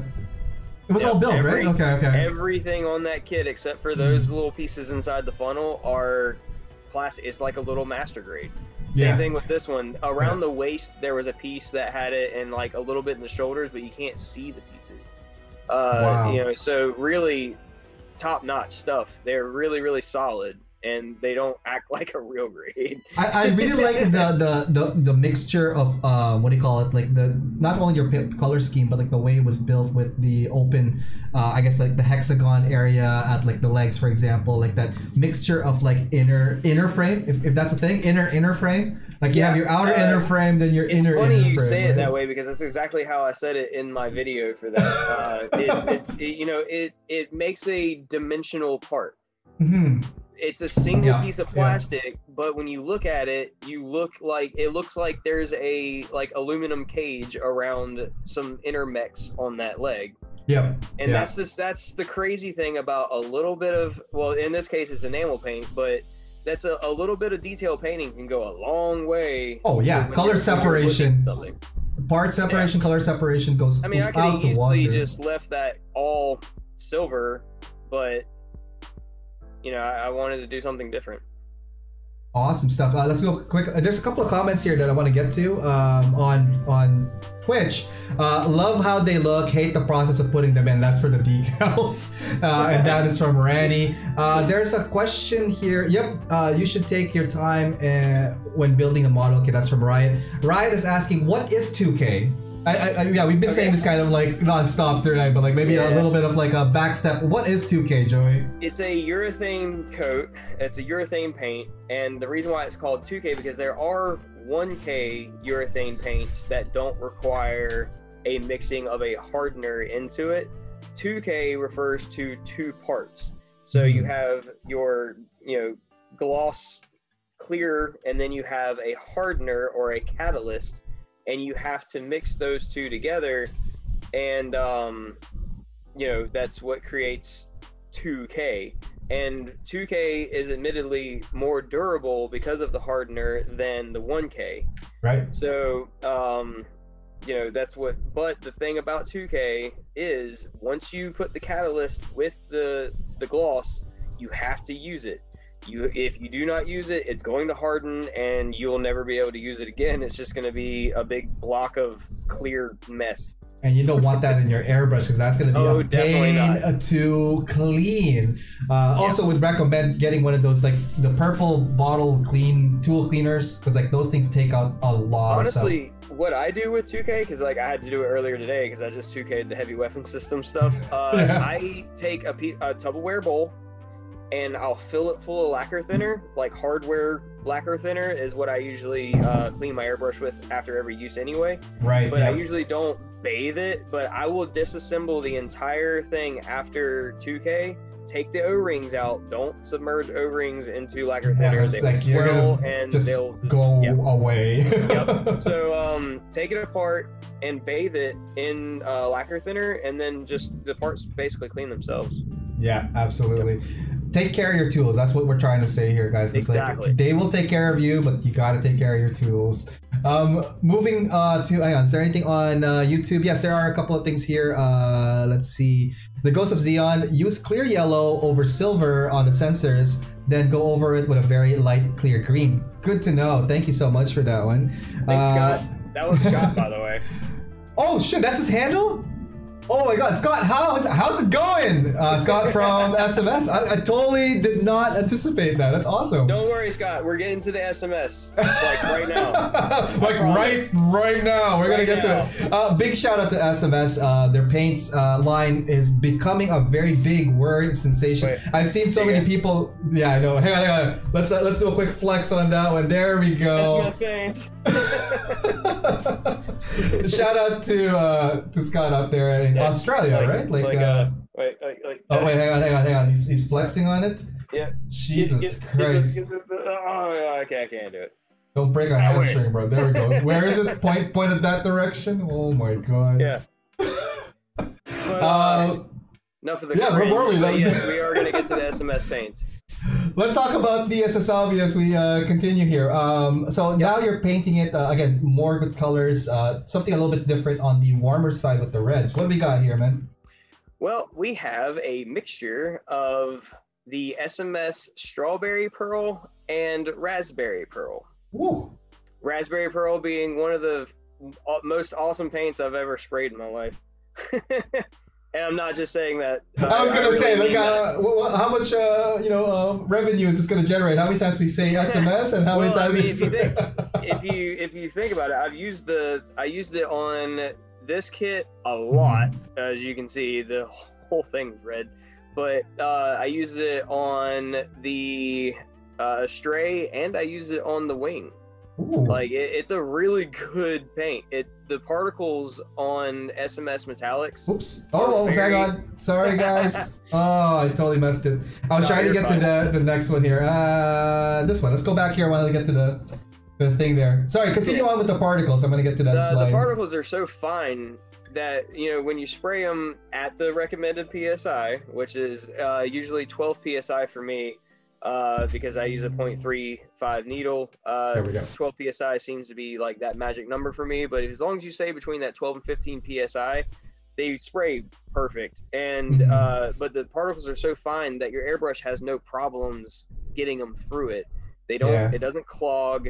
You know, they don't spurt on you or anything like that, which is really, really well. And that's the reason why you get, you know, outcomes like this. And, you know, the whole thing about SMS paints is they're like a perfect paint for a beginner that doesn't really know how to thin their own paints, because they're already they come pre-thin, right? Yeah. Right. So you just pour it in your airbrush and you dial it to 12 to 15 psi and you start spraying. It's really, really easy and really, and you get really, really great, you know, outcomes with this. Now, the whole mixing thing, I wanted to test that kind of, you know, because the raspberry, admittedly, it was a little bit darker than this right here, and I wanted a metallic version of that Sazabi red. You know what I'm saying? So it's candy coat where this is falling under? Is that what you're trying to achieve with the finish? I'm sorry, what was that? Candy coat, like, you know, the... Yeah, it kind of ended up being a candy coat, I guess. It's actually black primer with the 2 pearls over top of it, and then 2K over top of that. So it ended up being a candy in a non-candy way. Right. You get what I'm saying? Because usually candy is a silver with a clear color over top of it, whereas this one, I actually used the metallics as the base. Yeah, and you get the particle effect as well with that one. And you mentioned there's 2 types of reds in this one. What went on first? Strawberry. Strawberry went on first. And then raspberry after that. So he's very tasty. Ooh, yummy. And you'll see a trend with that with the wing in a little bit. Awesome shots here again. Like, I love that. So when you take your shots, there's always in the action pose. Like, how much is posing for you when you're taking these shots? I mean, posing's everything. You know, the snapping the picture. I mean, as you know, the audience doesn't know, but I do everything off of my phone. What? Yeah, I take all the pictures off of my phone. I take all of the videos for my YouTube channel with my phone. I edit on my phone. So, you know, that's why my editing's not the greatest, but you know, it's what are you talking about, man? Like, it was like, I would not have thought it was like, when I was talking about this, like when you said, oh, I'm doing stuff on my phone, I'm like, because I think I asked you, hey, what camera do you use? Because like I was about to like geek out about something, and he goes, just this guy. He whips out a phone, and I'm like, you know, this guy right here. I'm like, okay. No, really, Joey. What camera do you use? You don't have to tell me, but you know, your Nikon, Canon. What do you got, man? It's yeah, like, nope. And well, to be honest with you, this is the Samsung Note 20 Plus or something like that. Yeah, it's actually got a really good camera, and it's got a function on it where it's pro video or pro camera. Yeah. And you can really mess with all the settings and stuff like that and get a pretty good picture. We were talking about phones. I did switch to a new phone. It's around the same time as you, because like I have this guy here. This is the Samsung S21 Ultra, which is like I think just 1 year ahead of you. But this thing comes with like freaking so many lenses and all that stuff. Yeah. I've been shooting my B-rolls. Like yeah, exactly. I'm shooting my B-rolls with this guy here, and then the main ones with the cameras. But to be honest, like most of the things right now are shooting at like 1080p plus. No one's gonna notice what the difference. I mean, is this thing has has the ability to do 4K, but like, why? You know, like why? Unless your TV is like 4K, and like, you know, an average person's probably gonna be watching it on their mobile anyway. It's like, so there's no reason to even film it in that. You know, 1080 is fine. Now, for people that are taking shots with their phones, right? Like people that are limited in resources to just have their phones. Like, what are some of your like tips you could give these guys when taking shots with their phones? Well, you know, if you're taking shots with your phone, chances are that, you know, you're on a budget. So here's a really pro tip. That black background is a 32-cent poster board. You know, you literally, I have it draping down the wall, actually this wall, I have it draping down the wall and doing a natural curve and resting on the bottom, and I just have the kit sitting on the base of that poster board.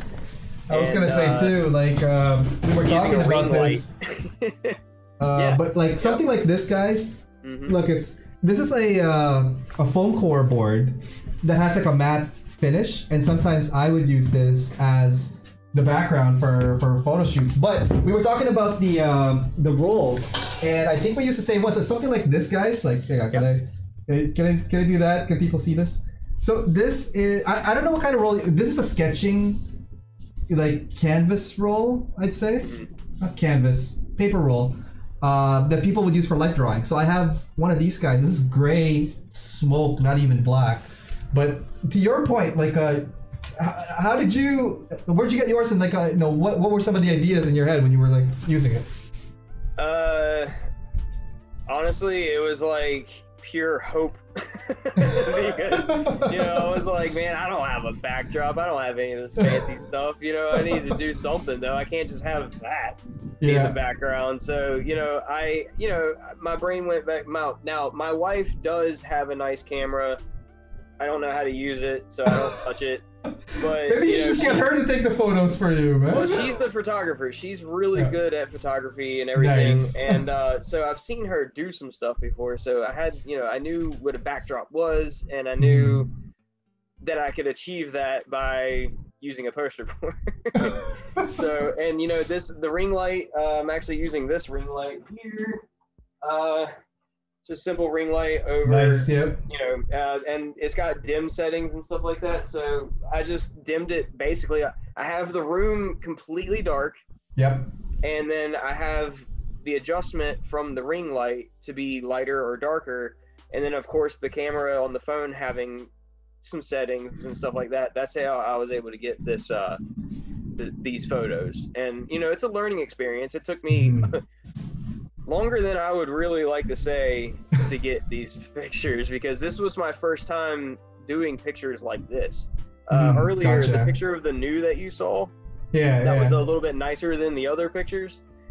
That was done after this picture. So in timeline, I was learning and progressing on taking pictures and stuff, and this was my first take on really making a nice, professional looking picture. And my wife did actually help out on these particular pictures with assisting me in lighting and setup and all that stuff, and doing the pigmenting, or however you would say it, highlighting and stuff like that afterwards to bring out some of the the details and the silhouette and stuff like that. Yeah, looking great. Well, shout out to Amber on that one for helping you out. Power duo right here. Couple of comments here. They're saying, okay, they wasn't sure what 2K was over at Twitch. Over at YouTube, Joey sure likes the South Korean custom paint job. South Korean modelers uses urethane paint in most of the clean custom paint builds. Are you influenced by any of those builders? I guess I am. Oh, he is now. I'm also a fan of it, but never experimented with urethane paint. I don't think I myself have ever experimented with urethane paint. So it's good to see the effects. It's like, that looks really, really cool.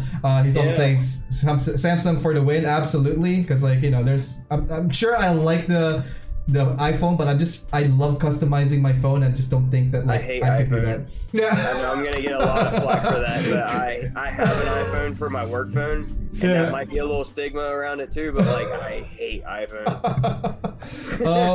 Let's see here. Anthony saying, "Lol, I use black poster board." You use whatever you need to. You got to be resourceful with this hobby, right?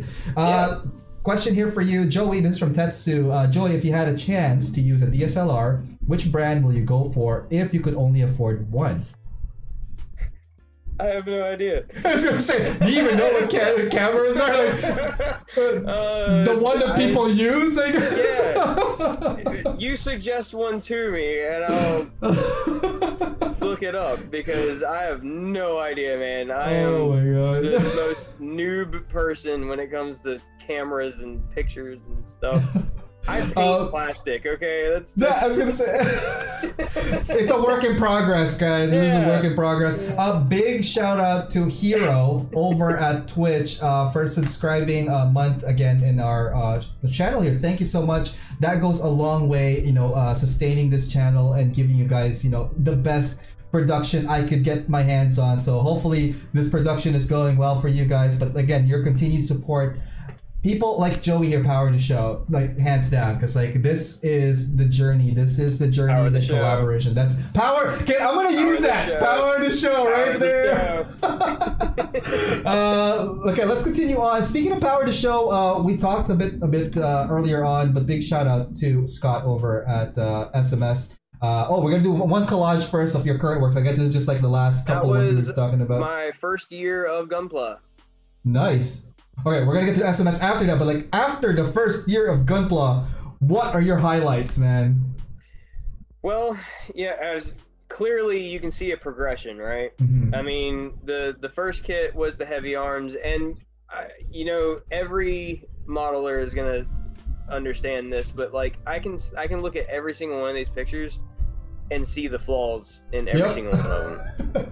Oh, everyone's like that with their builds. Everyone's like that with their builds. Like everybody's like, "Oh, what are you talking about?" And I'm like, "Oh no, I know every little crevice of that thing, and I know what I'm hiding from everybody and what I'm not, you know." So, yeah. I mean, granted, later on with like the Suzabi and the new, there's really not a lot. You know, there's not a lot, but like I can, you know, there's no such thing as a perfect build. Right. You know, there's no such thing as a perfect build. If somebody says their build's perfect, I say prove it. Yeah.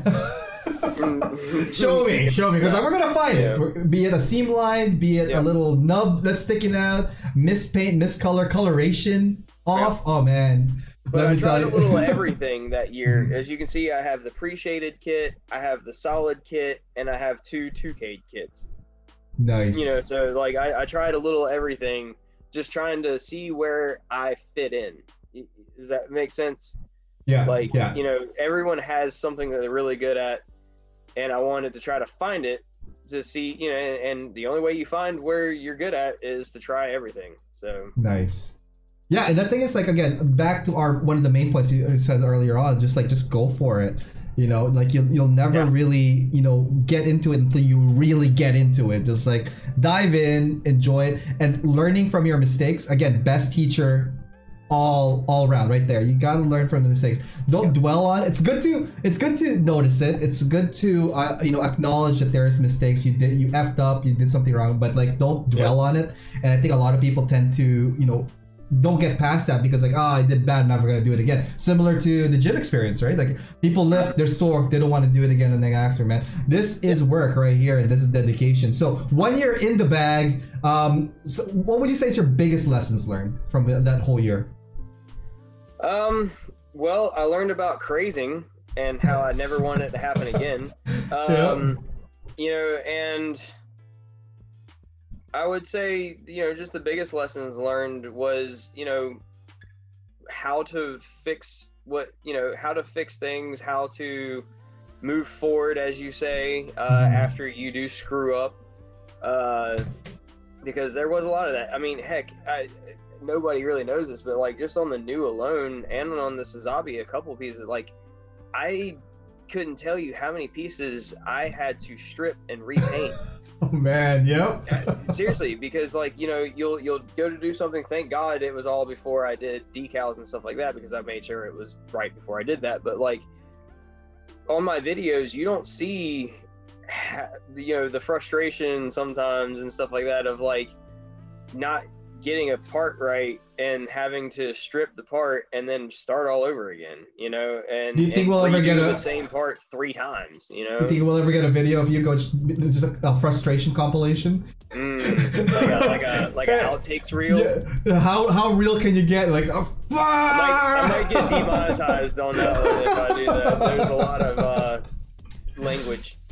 Awesome. 1 year in the bag. Awesome builds. We're gonna do a couple of more builds in the next one. Let's do what's next here. I guess we're talking about the ashtray. You mentioned it earlier on, and SMS Paint. So I saw this slide before we got to it, and I thought this was the next slide. But anyways, a big shout out to Scott, SMS Paint, USA Gundam Store.com. Our sponsor, our powered partner, also carries SMS, and they promoted this as well on their store, right? Yep, they did. And Scott is honestly the reason why, like, I owe a lot to Scott, to be honest with you, because he is the one that like kind of, you know, I wouldn't say found me, but like he was the one that showed interest in me. Mhm. And you know, and as time has progressed, like I consider Scott a really good friend. Nice. He's an amazing guy. He's just the best, you know what I'm saying? And like a good person, you know, I've got to know him a little bit better. And you know, it was towards like I did the Sazabi, and that got some attention. And you know, I reached out to him and I was like, hey, you know, my buddy, now one of my friends actually sent me this Real Great Astray, and you know, I told him, I was like, hey, I'm getting a Real Great Astray, and he was like, well, if I send you the paint, or you know, what if I sent you the paints for it and you painted it up and made a video series for me? And I was like, you know, like and this was like, that was the first time like anything like that had happened, you know. And I think a couple videos before that I did like a spoon test on SMS paint, the metallics and stuff like that, so that probably got a little bit of attention too. So I was gonna say that was the first time I saw your name highlighted, because like and I was like, the spoon test, I was curious about it because like I heard about SMS paint, I've seen some people do it, but like when you did the spoon test and then you're actually doing the spoon test, I was like, oh, this is cool. I like this guy. I'm gonna follow this guy. Well, nowadays, like I prefer to do like different things rather than spoon tests. Ergo the Zaku that I just did with the SMS. The prism paint, the color shift. Color shift. Yeah, I was gonna say the color shift. You know, I could have easily done a spoon test, right, and on that and showed it off and put some gloss over it and stuff like that and been like, hey, video. But I wanted to go a little, you know, way above that and actually paint a whole kit with it and show that off that way, because I think that would have been a better thing. Not to mention, Scott really likes Zaku, so.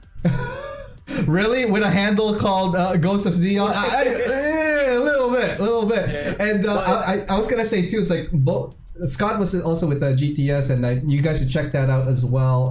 There was a whole bunch of like conversations about his paints and his thoughts on that one too. So yeah, shout out to those guys. But the cool thing about this Astray is it's 100% SMS. There's nothing painted on this kit that's not SMS. The primer, the everything. There's nothing on this kit that's not SMS paints.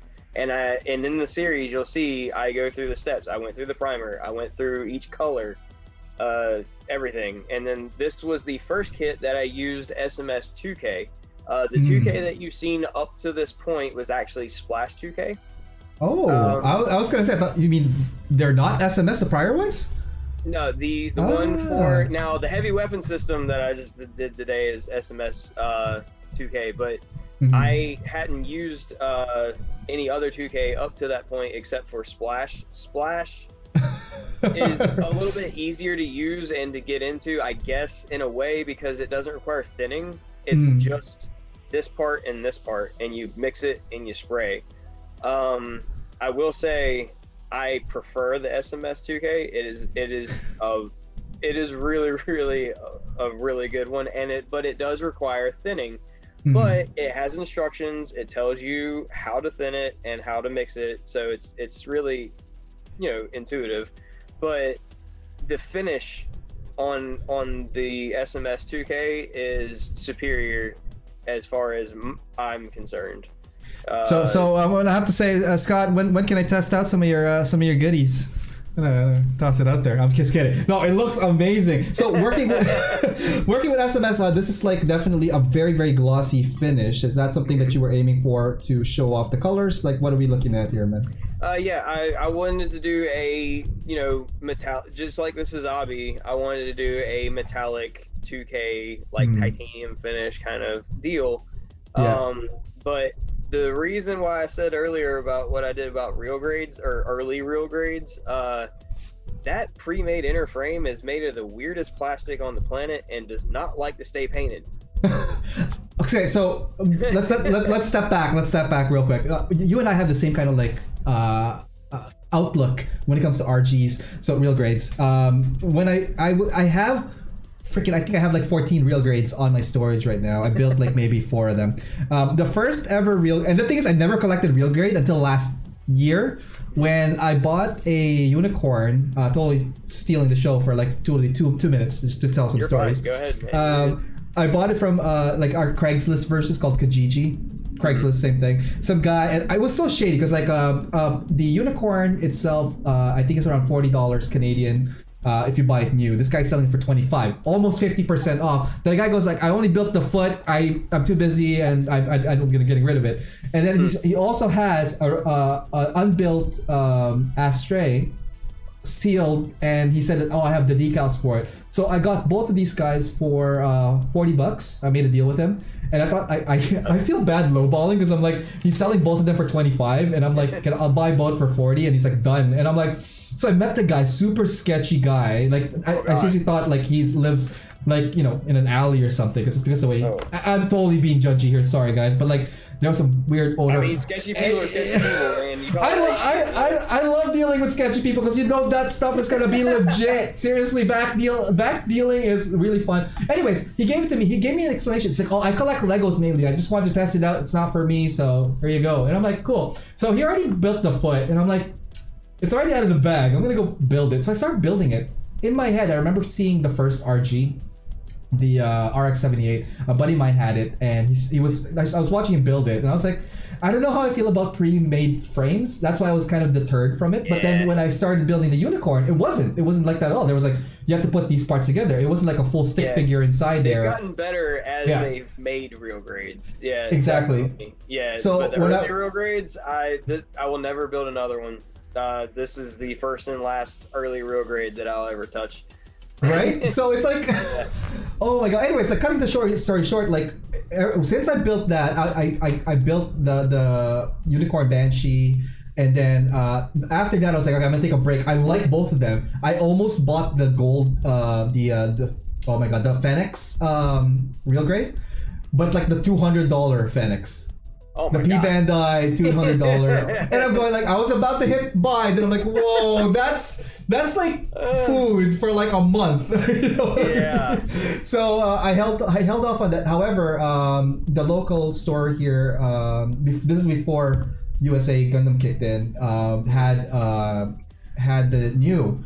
So I bought one and built it. I was so impressed. And I'm not a big, and that's the thing, I'm not a big new person. I love the high new, and we had this chat about it. But after building that, it's not that I didn't like the new, but like I fell in love with the real grade line after building that. The inner frame is sick.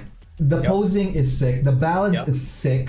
The final, like out of the box build is sick. I wish I could do that backlog builder, because if I knew how good that was, I would love to show it to people how well it was. I was like creaming on that thing. The real grade high new is coming. Exactly. So that is a yes for me. That's an instant yes. I'm looking forward to that. I've got that one coming as well. But as far as this Astray though, you know, even with it being an early real grade, you can see what the SMS paints did for it. Yes. You know what I'm saying? And don't get me wrong, the inner frame stayed painted. It was just, I was so worried that it was going to not, because like I've had before on the Suzabi and stuff like that, I had paint peeled right off of that, even with primer and stuff, because it's a weird plastic, you know. So like moving this guy, I had to get him in this pose, I had to be like super careful.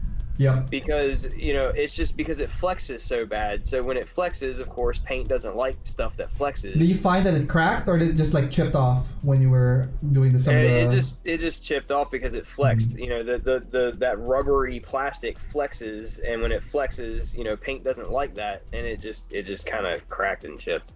But you know, that wasn't SMS's fault. That was just the nature of that material. You know, no, I mean, I think feedback is good too, because then that way they could just improve upon the next line, etc. Right? Like, but the thing is, this is an external factor with the plastic, so totally understandable on that. Yeah, no, it wasn't, because I've I've never had SMS chip off of anything else.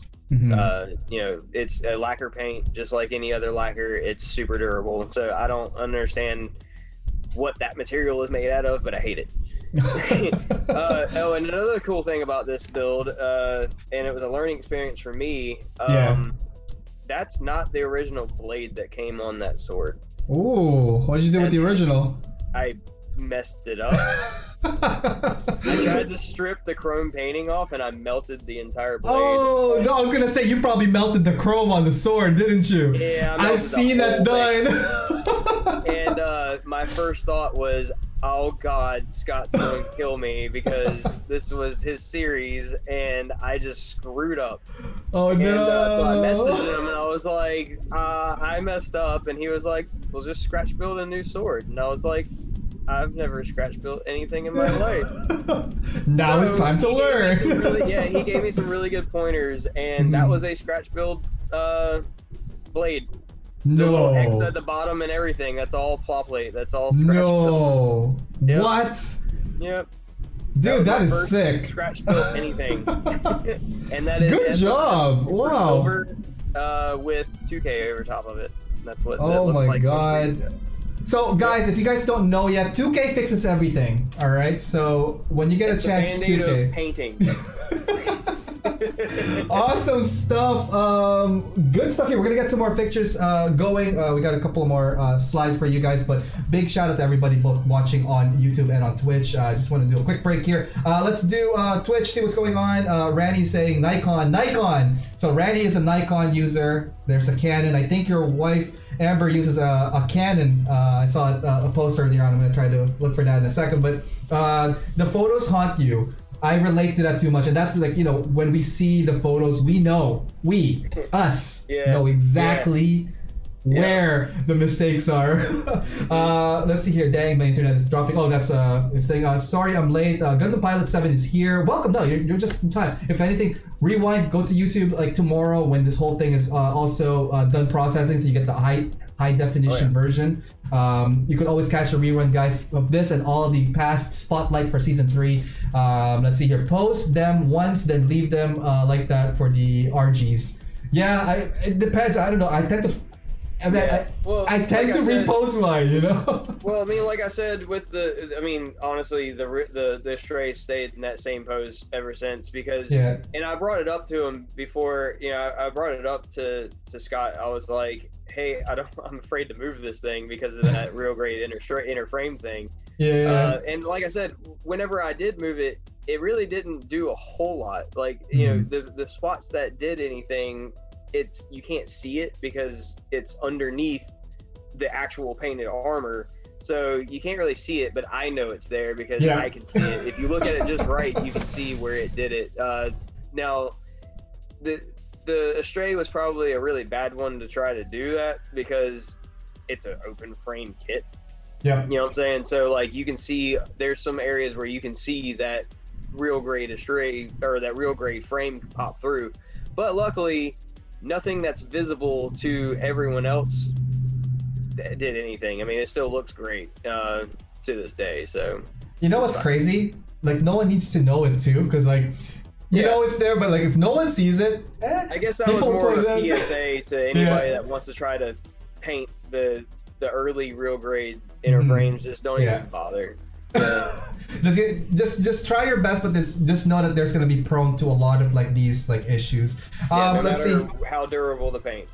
Yeah, absolutely. And you know what? That we take that risk all the time, regardless if it's going to be scratched, chipped, or broke. So it's normal, guys. We're gonna have to learn, and we keep on going up. Just keep moving forward. On YouTube, Amber here is saying, I have a Canon Rebel, and we play around with it a little for his picks. Awesome. Thank you for helping him with that. Tetsu, Zach actually made a video on the facts there's no such thing as a perfect build, and left a quote from Marcus Aurelius, since he loves stoicism, of course.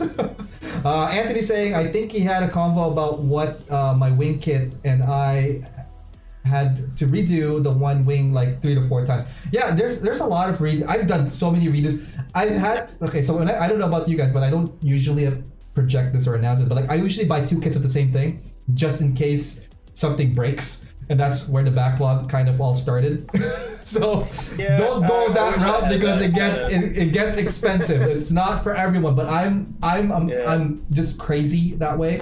The thing is, if I don't need the second kit, I just either sell it or get, like, you know, trade it with someone else who might want it. So there is purpose in that, but like I've learned so much lesson that, like, if I break something, I need to have that extra piece handy, or I think I'm gonna lose it. But that's because I didn't know how to scratch build before, and now that I have a 3D printer, it's kind of like I could probably just get off with one and call it a Does that day. mean that you have another perfect grade Unleashed behind you right there? You have two of them? Yes. And it's not just one, it's two. Oh my god. No, I'm kidding. I just have this one here. You know how limited this is? No, like I'm not that crazy. Like, Relax there. I was over here waiting for mine for months. I had this on pre-order like the minute it dropped, and I was just like, I have to be on that list because like I'm gonna strangle a cat or something. Oh my god! Mine's the second wave. I'll get mine. It should be like June or so. Yeah, and the thing is, like, I'm waiting for the clear parts next. That one is yet to arrive. They're making a clear parts one. I didn't know that. Yeah, I'm not big on the clear parts thing. I wasn't until I saw some of the whip photos from someone in Japan or Korea that did it. It looks good, okay. But again, it's just for me to finish the collection kind of deal. Let's go through the rest of the comments here. We're gonna do a quick break and we're gonna go a little bit more on the slides here. Let's see here. Amber saying, I can make the frustration real. Oh my god. So you're gonna be wound up for you later, huh, buddy? Let's see here. Scott is saying, yes, Zaku for the win. Already on the way, Ariel. Oh, thank you, man. Well, that's here. Well, maybe it wasn't washed in soap before you getting prep for the paint. Do you wash your pieces before you? I sanded that entire that real grade inner frame to try to make it more paintable. It's really not. It's not that. It's literally made out of a different plastic. Like it's some kind of like rubbery, bendy plastic, and because it bends and stuff like that, it's so prone to stretching the paint, which cracks the paint. Ugh. So, yeah, you can. I mean, honestly, nowadays you don't really have to wash a lot of. No, I think the release is not like for a the lot of older old ones, release used anymore unless you get a resin kit. Yeah. Now resin kits 100% wash them for sure, but I mean you don't really have to wash a lot of the newer stuff. And to that comment, I guess you would say, I didn't have that problem on any other part on that kit. So, you know, it clearly wasn't a washing problem. Issue. Awesome. Yeah. All right, we're going to get back to the show, guys. We're going to do a quick break, and we'll be right back with Joey Simmons, a.k.a. Gunpla Joey. Stay tuned. Hey, what's up, guys? It's Ariel from AO Mecha. I just want to let you guys know about all my other social media outlets if you haven't had a chance to check them out at facebook.com/AOMecha, on YouTube, youtube.com/AOMecha, on Instagram, instagram.com/AO_Mecha, on Twitter, @AO_Mecha, and on Discord, fairly new. That one is AO_Mecha, #3414. Anyways, hope to hear from you guys through any of those platforms. Feel free to DM me or PM me, as well as emailing me. My email is aomecha.info@gmail.com. Just want to let you guys know that this episode is brought to you by USA Gundam Store. Please check them out, www.usagundamstore.com, and save on your purchases when you use my discount code AOMecha10. All right, let's get back to the show and see what's going on there.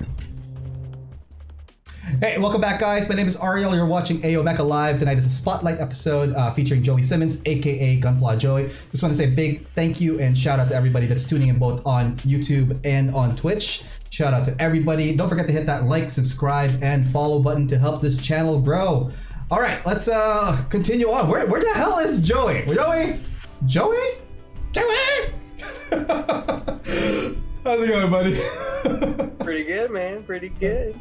So we just crossed the 2-hour mark, and I think we have a couple of more photos to go through, which is awesome because I'm very excited about the next couple of slides here, some of your recent projects. But before we get to do that, I just want to do a quick shout out again and big read on what's going on Twitch here. Dang, that's badassery there on the sword. That's from Randy. It's like that meme sound clip running in your head. They're gonna know. They're gonna know. They're gonna know. They're gonna know. Somebody's gonna know. The voice in your head when people are looking at your kids. And you know what? I had that too, but like I got over it. You know what? Once the project is done, anyway, for me anyway, it's done.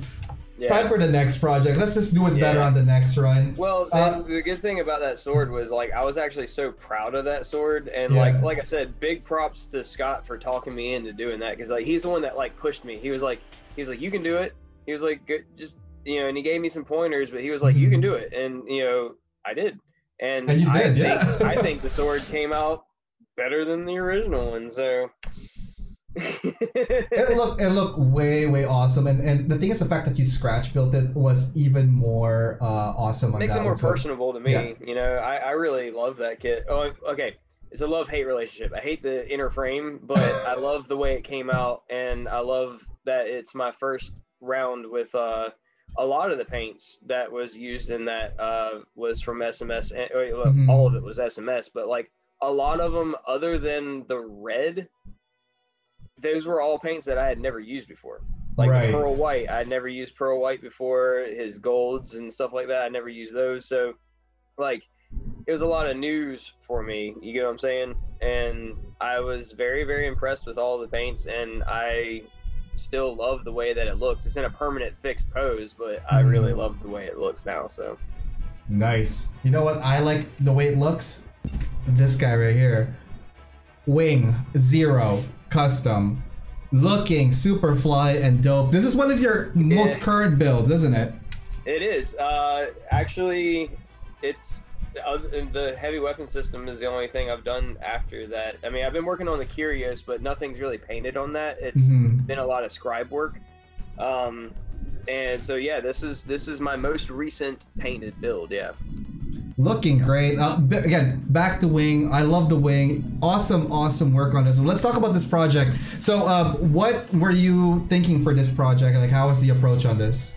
Okay, well, I threw back and forth like crazy because I knew my wife was getting it for me, and I wanted the kit when it first dropped because it's my favorite mobile suit.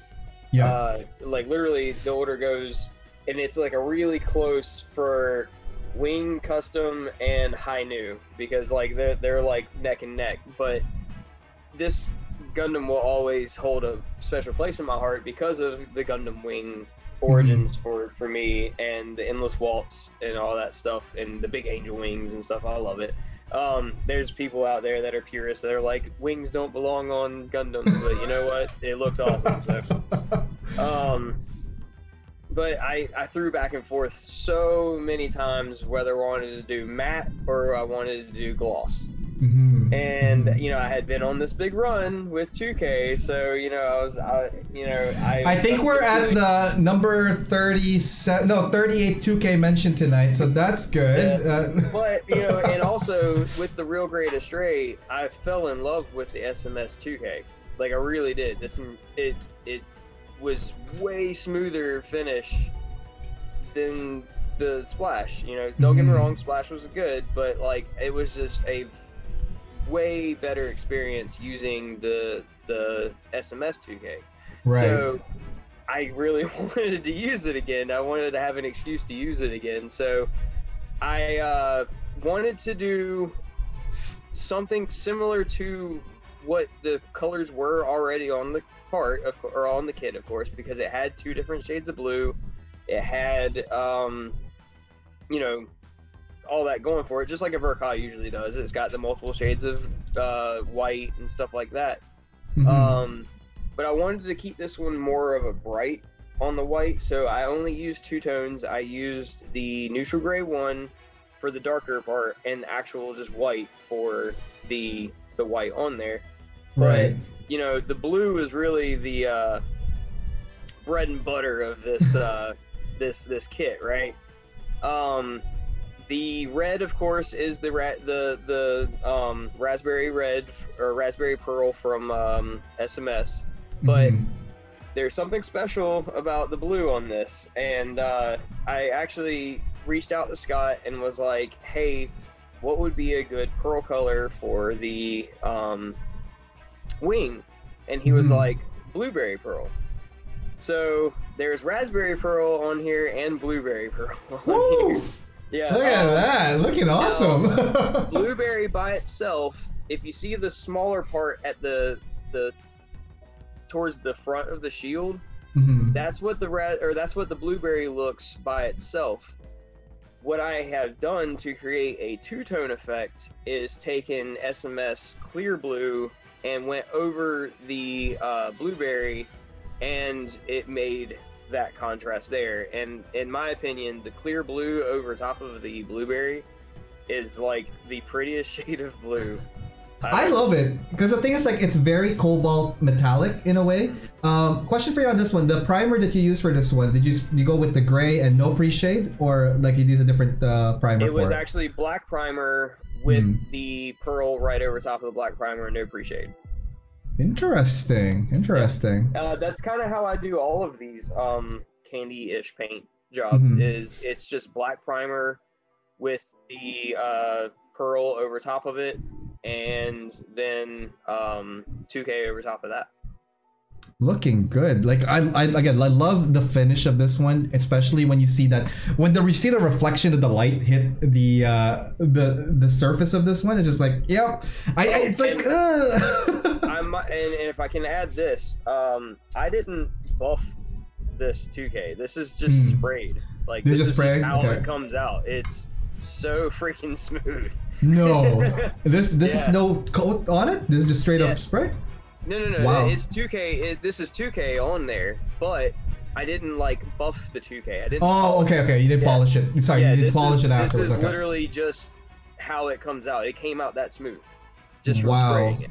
Yeah. What's the cure time for these guys? Okay, here's another thing that makes it a kind of a superior to me. 24 hours. Wow. Yeah. The 2K I used previous, it was 48 hours to cure. This is 24 hours, and I tested that big time, especially with the Astray. Is 24 hours. Like the next day after I sprayed it, I put it together, and had no problems. Nice. Yeah. Wow, that's really a shorter cure time. Yeah. Now, do you just let it air dry, or do you have like a place for it to dry? I let it air dry, but I let it air dry in, I display all of my Gunpla in a big hutch. Like, I got it for like $50 off of Facebook Marketplace. But so it's like one of those like big antique looking hutches. I think there's a picture of it on my Instagram somewhere. It's got the 2 glass doors that open and everything. And the top shelf is reserved for 2K drying. Nice. So it keeps the dust off of it, which with 2K, after about an hour of it being in a dust-free area, it's what's called dust-free at that point, which means that anything that falls on it won't stick to it. Yeah. Oh man, I hate it when particles, like especially when I'm spraying on my booth. So what I do now is like have damp towels on the line of it. So I'll spray it with a bottle of water and just spray everywhere, wait like a minute, and then hit it with a coat. So because before that, oh my god, the dust on your clear coat, shoot me, shoot me, bro. I have another on the heavy weapon system on one of the wings. It was like my last coat of 2K, and a freaking dust ball was like right there. The good thing is though, is with 2K, you can pick it out and then go back over it, and it'll self-level in that little hole, and you'll never see it. So it's nice. How are the decal on these ones? These are all from the box, or did you use Delphi as well for this one? These are Delphi holographic. Oh, that's another thing. All of the decals on all of these types of kits that I've done are all holographic. Now, for those people who don't know what that is, what's a holographic decal? It's like a metallic sticker. It's like a metallic decal. So it blends in really well with the whole metallic paint. You know what I'm saying? So it kind of mimics the paint and makes it look like, because if I was to do this metallic paint job, because it's hard to see in the picture, but like even the white has a metallic sheen to it. If you take those regular, I guess you would say solid decals and put over that metallic, it would just be a really weird contrast. Yeah. You know, so if you get a holographic one and put on metallic, it just makes it look more natural. And the thing is also like, again, it all comes down to like your finish, your layering, because that factors in. The Delphi decals are pretty thin from what I've heard from people. Do you find that? But like, they're very durable though. Very durable, they're thin, exactly. But they're durable, so it's really easy to hide that border around those decals, especially if you take a little bit of Mark Setter on there, or Mark Softer, I mean, and kind of just wipe it down with some Mark Softer. It'll eat those edges like away. Yeah. Speaking of eating edges, I just want to comment. We're talking about this. This is one of my favorite shots in the whole set because of the dramatic lighting here. Like, how did you achieve this, Joey? That thing, right there. That thing. That thing. Say, point it again. I couldn't. Right there. That thing right there. That whole picture was an accident. I'm not even gonna lie. Yeah, I was a test shot.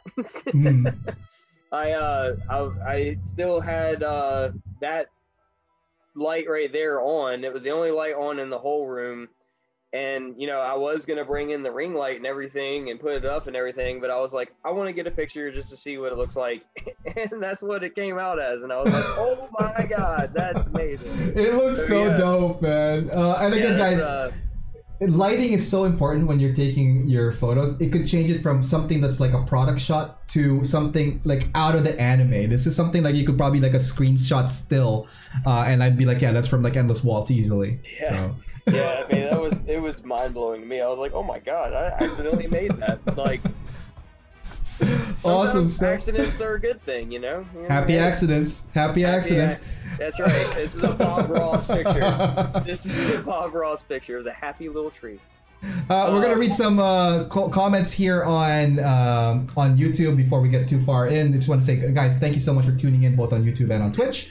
Tsubame Geishi is saying Joey's next RG is a Zeong. Is that correct? Well, that is actually my buddy that sent me that Astray.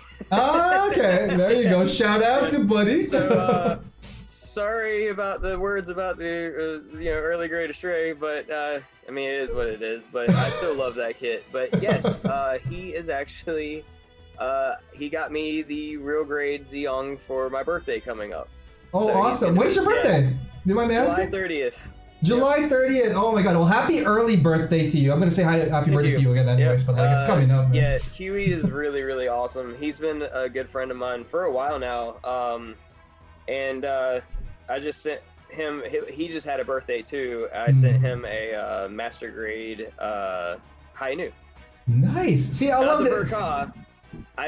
Hainu. You know, it's just the master grade Hainu, but he's got it snap built up and everything. It looks really good. So nice.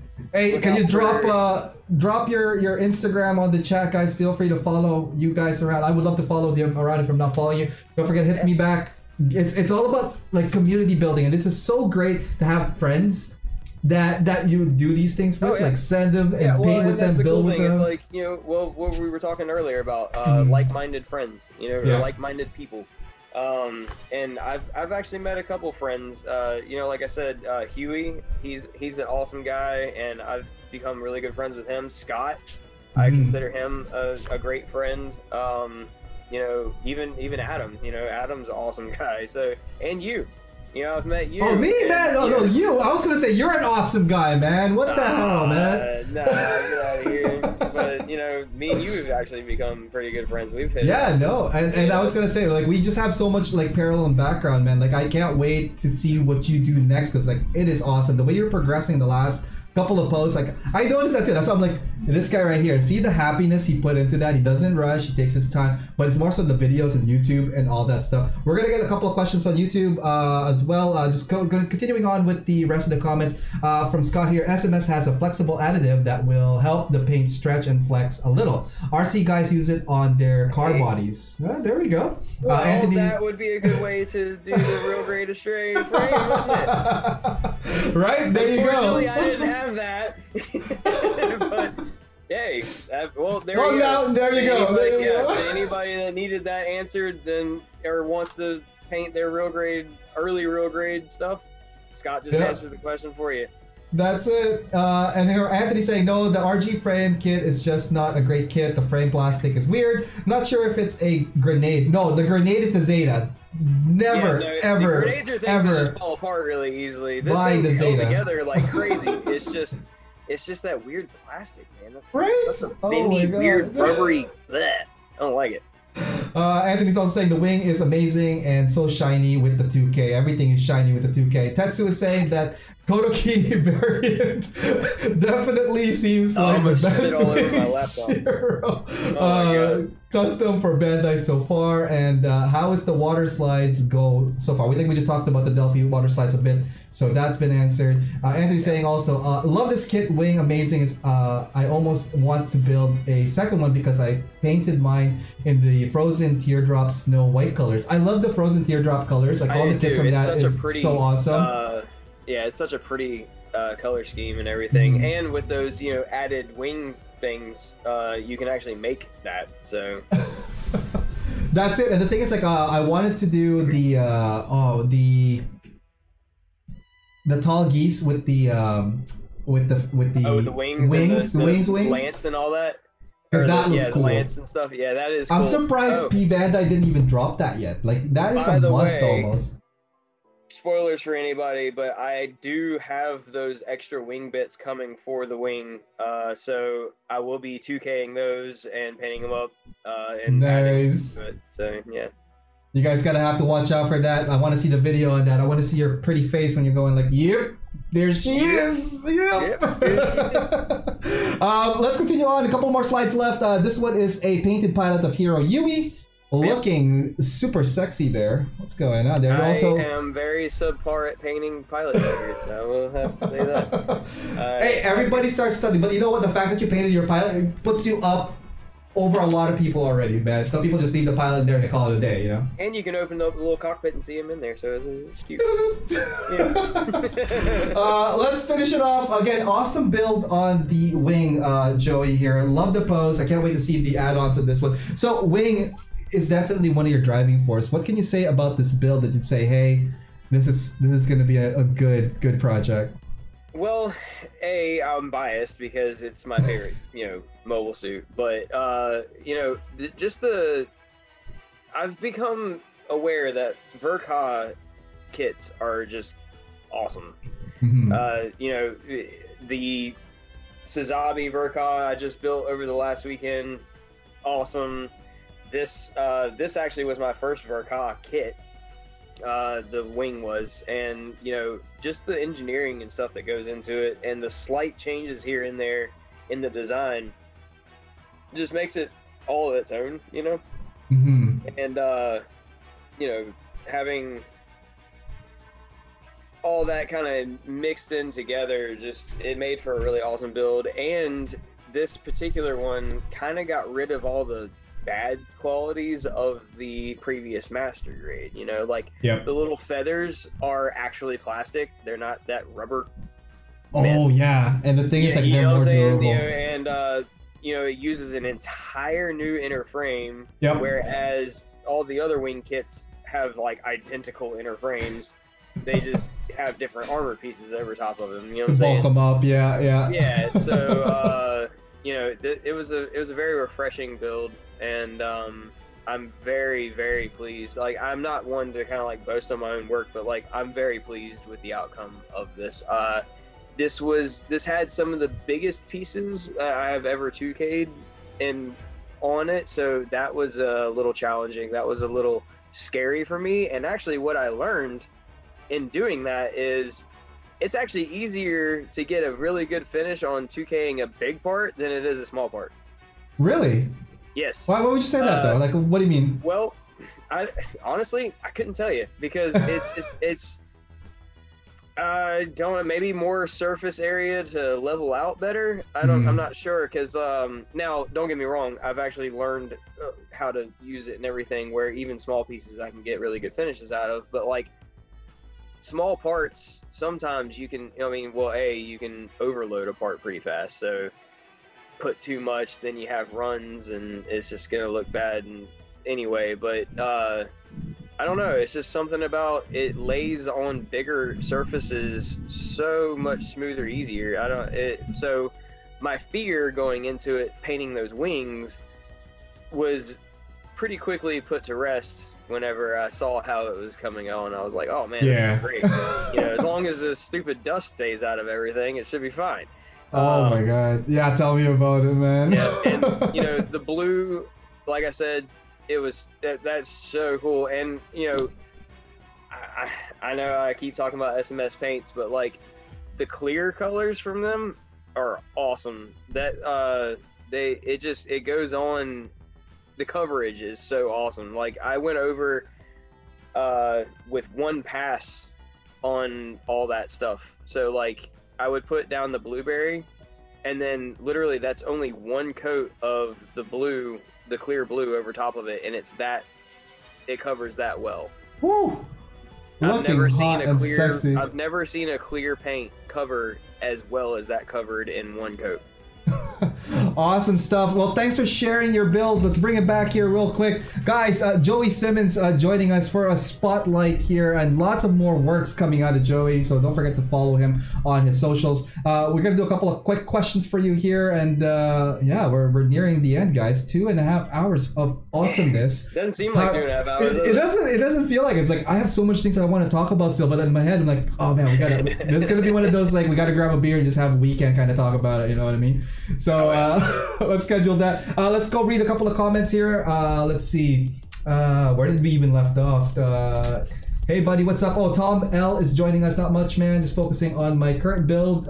Anthony saying I actually sent Joey pics of that build of my wing. Awesome. Tetsu saying, okay, I know who that is now. Yes. Just a real quick. I know that we're short on time. Yeah, absolutely. This guy he hit me in the feels, okay? I will just say that because he not too long ago sent me a picture of him building his wing while watching my video, and he told me how much it helped him and everything, and I'm not gonna lie, I'm a big dude. I was about to cry. Like I was just like, oh my god. Like I sent him back, I was like, you just made my whole day. Like and the fact that somebody was able to be helped by my video and stuff like that, it really did hit me in the feels pretty hard. And yeah, I don't know why I didn't realize who that was before, but yes, very, very awesome guy. Talk to him every once in a while, and like I said, he sent me that and it just floored me. I was just like, oh my god, it just justifies what you do, you know what I'm saying? Like absolutely. Some days it's kind of hard, you're like, man, I don't feel like doing this, or something like that, and then you have something like that sent to you and you're like, I feel like doing this. Yeah, let's keep at it. 100 times fold. And that is awesome. And it's the thing, it's like that's how communities and people elevate, people helping each other, getting inspired by something you've seen that others do. That is probably like one of the best takeaways or gift you could give to a community. And thank you so much for doing that, Joe. I hope you do continue your videos. Like I said, when I saw your spoon test, I was like, yeah, I like this guy. I like his take. I love his positive, outlook onto it. Continuing on with the comments here. Where did I leave off? All those wing bits need to release and ship, Adam. If you're watching, still waiting on my oh my god! Oh, we were just save it for Friday. I'm just reading them. It's not his fault. He things have to get to him first. Exactly. Skipping down a little bit. Oh, nice. Have you gotten the Mataroi? Okay, they're just talking about their kits that they're building. That's cool. Tetsu is saying if some stores don't have it in stock, I try to get it straight from Japan. I mean, there's many avenues for it. Anthony is saying, man, thanks. That means a lot to me. Your build made me want to do so much more to all my future kits and keep freaking being awesome. Like, dude, Joey, you're awesome. People who follow you are awesome. Everybody here on the show, you guys are awesome. Thank you so much for supporting the hobby, supporting the community, supporting awesome builders like this guy over here, super sexy. the big Papa Pump, Big Daddy Powerhouse. They call him the heavy arms for no reason, but like this guy. My logo is heavy arms for a reason. Okay. Bro, do you lift? Bro, do you even lift? Do you even lift, bro? Do you even lift, bro? Oh my god. A couple of comments for you, questions for you from me. Typically, as you know, like there's a lot of people that are trying to get into the hobbies. What kind of like things did you advise people that are just starting off getting into the hobby? Like, you know, what should the things that they should look into or things to consider to progress into the hobby?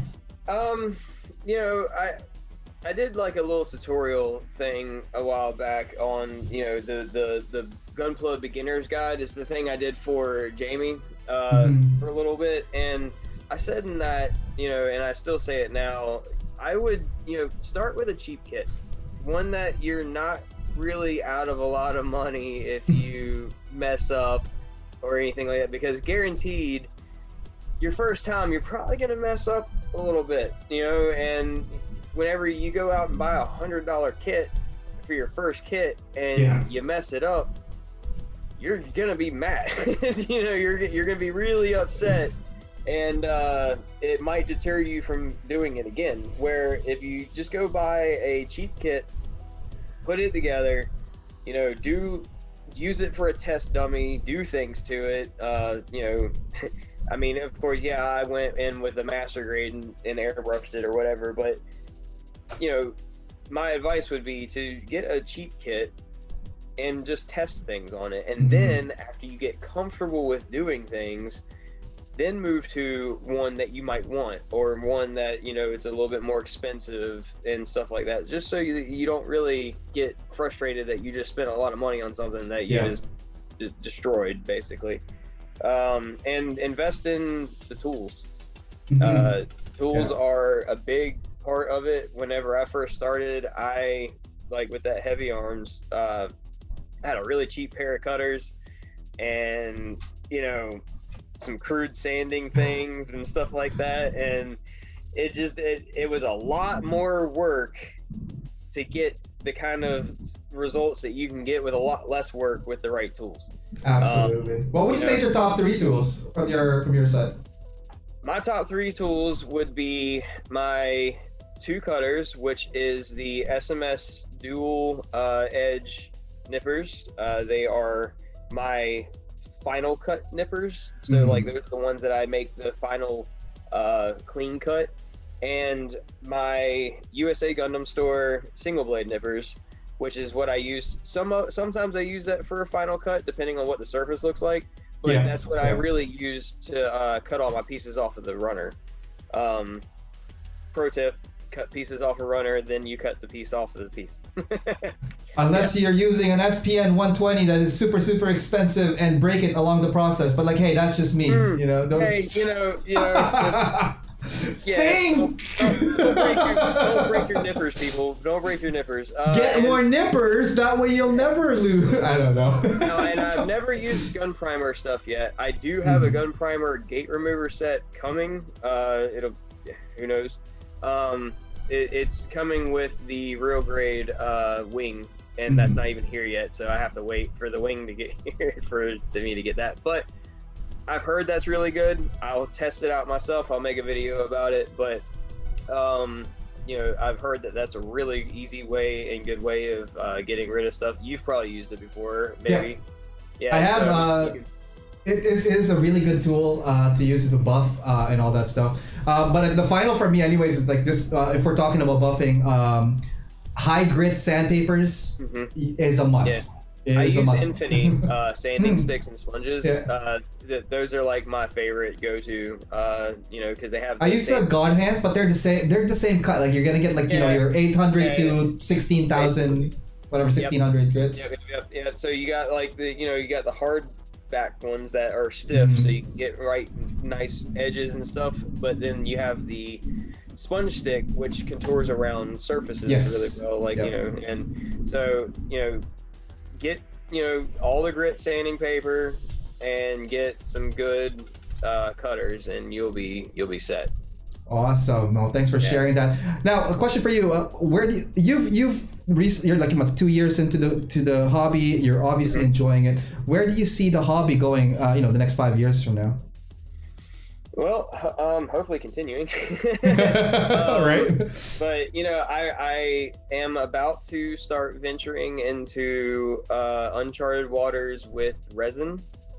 Yes. So I've not done resin yet, but like I said, I do plan on getting a resin conversion for the big red monster back there. And I already have the resin, the Yujialand resin, or Yujialand resin kit for the High Nu Verka. I just need a High Nu Verka first. I have one here in storage, man. Maybe I'll just send that to you. Let's see how that works. I mean, it just got serious. Hold on. But the thing is, like, with the shipping, it's just like it comes time. Like, I'm waiting for a whole bunch of shipping to come in too. So hopefully it does come soon. Resin is definitely a new beast altogether, and I do wish you the best of luck for that. I'm sure you're gonna do videos for it. I also want to get more in depth with scribing. I did just recently get the entire set of the Saab chisels. Yep, I've seen those. Denix chisels. So I now have the tools, as we were just talking about. I now have the tools to really start getting into some scribing and stuff like that. But it's an art. You have to practice. So absolutely. All I have to do, like all I started with, and that's all I'm going to use for the Kyrios, is a 0.2 BMC, and just so that I stay with that the whole time, I'm just going to use that for that build. But after that, I'm going to start doing some more stuff like that, more customization, push myself. Like we said this entire time, it's getting into new waters and see what you can do, and don't be afraid. That's another thing I was going to say earlier. Don't be afraid to. I've had a lot of people come up to me and be like, I want to make videos, but I'm kind of scared to do it, and don't be, and I think a lot of it is people are scared to show them failing to everybody. It's gonna happen. Yeah, it's gonna. It's part of growth. Yeah, guys, it's part of growth. If anything, it shows everybody else that you're human and that you're not some like crazy god. I don't think there should be a thing. I don't think perfect exists. I think you learn as you grow, and you grow by making the experience. It's the experience. You got to learn the experience, both good and bad, right? Like it's the whole package. You can't just be one side because it's unbalanced that way. But the thing is, you'll learn so much more, and we talked about this earlier on, like so much more with your failures, because it makes you a better person, builder, and gains you that experience and knowledge that you will improve on your next project, the project after that, 5-15 projects later on, you're gonna be up there. And I promise you this. It's not even a destination, right? It's the whole freaking journey. Yes, it's the whole journey, and you either enjoy it, and if you don't enjoy it, you get out of it. Happiness matters, so you got to be happy when you do this, man. Don't you want to be happy? That's another thing too, right? Yeah. I mean, and it's something to be proud of. Every time I finish a build and I step back and look at it, I'm like, I did that. Okay, so guys, thank you so much for tuning in. I just want to do a last couple of comments here for Joey. Let's see, it starts off with Amber saying, at Anthony, I remember him telling me about that. It really did make him tear up. Aw. Dude, right there, man, the feels. Anthony saying, that's awesome. He really made me feel good about my work too. The only people that ever see my work are my family and friends, so I have someone else appreciate my work and make me feel. Dude, I want to add you as well, guys. If he has a social, add me up. Cry on freaking live stream, man. I know, right? Hang on, let's not do that. Hang on, where's he? There he is. Come on, send some tears of joy right here. I'm gonna read this while I'll get your reaction once I read the comments then. Let's see here. Tetsu saying, usually Amazon resells it, North America. I think we're talking about some tools. Anthony saying, always keep a backup pair of nippers. When I have money, I'll be getting some of those Metoroid Ikagura. Okay, so they're talking about some stuff there. Tom is saying, right, I think my issue is finding a place where I can safely get it and not get scammed. And that's for like getting like, you know, either pre-orders and all that. Let's see here. Mike Silbor is here, previous Spotlight guest, episode 2. Spotlight is saying, what's up? What's up? Let's see here. It's a whip journey. Absolutely, whip is the journey, and like, again, don't be scared of like just going for it, guys. Joey, a very, very, very big thank you for doing this collaboration show. We learned so much about you. Thanks for having me. Oh man, it was a pleasure, man. I was a fan of yours for a long time, so whenever you reached out, I was like, oh my god. Now you're gonna make me cry, man. No, thank you. And for people who want to follow you, where can people find you so they can follow you on your socials? You can follow me on Instagram at gunpla_Joey, on Twitter at gunplaJ, and Facebook it's Joey Simmons. And I also do have a Gunpla Joey Facebook page, but I'll be completely honest with you, I really don't do a lot with it because everything that I post on Instagram automatically posts on the Joey Simmons Facebook. So, you know, you'll see it everywhere, but my Instagram is definitely the biggest. So yeah, most active there. Any final words for our audience tonight, Joey? Well, oh, and YouTube. And YouTube, don't forget YouTube, of course. Yeah, the other thing where he makes videos and stuff. Yeah. But I guess my final thoughts would be, you know, thank you to everyone that you know, has supported me along the way. I wouldn't even be remotely at where I'm at now without everyone else that, you know, has been there and watches my videos or helps me with builds or whatever, you know. Also, happy early Mother's Day to any mothers out there. Yes, happy early Mother's Day. Yep. Especially my wife. I gotta do that again. I was gonna put you on the big screen. Yeah, especially my wife. Happy Mother's Day. That is awesome. But you know, and like I said, just thank you everyone. I look forward to, you know, keeping making content. I look forward to a lot of new waters coming up. You know, there's a lot of big things that I have planned coming up, and we'll see if I sink or swim, huh? Oh man, don't even think about it. Just go at it, man. You know how we do. Either way, I'm gonna do it. It's just you know, people might see the humanity side of it, you know. Absolutely. Joey, stick around after the show and I'll chat with you a bit, but maybe we'll say bye to everybody for now. Say bye to everybody. Bye everybody, thank you. All right. Thank you, Joey Simmons. Guys, don't forget to follow him. All his links are in the description part of the video for YouTube. Big thank you to everybody that came out and tuned in tonight.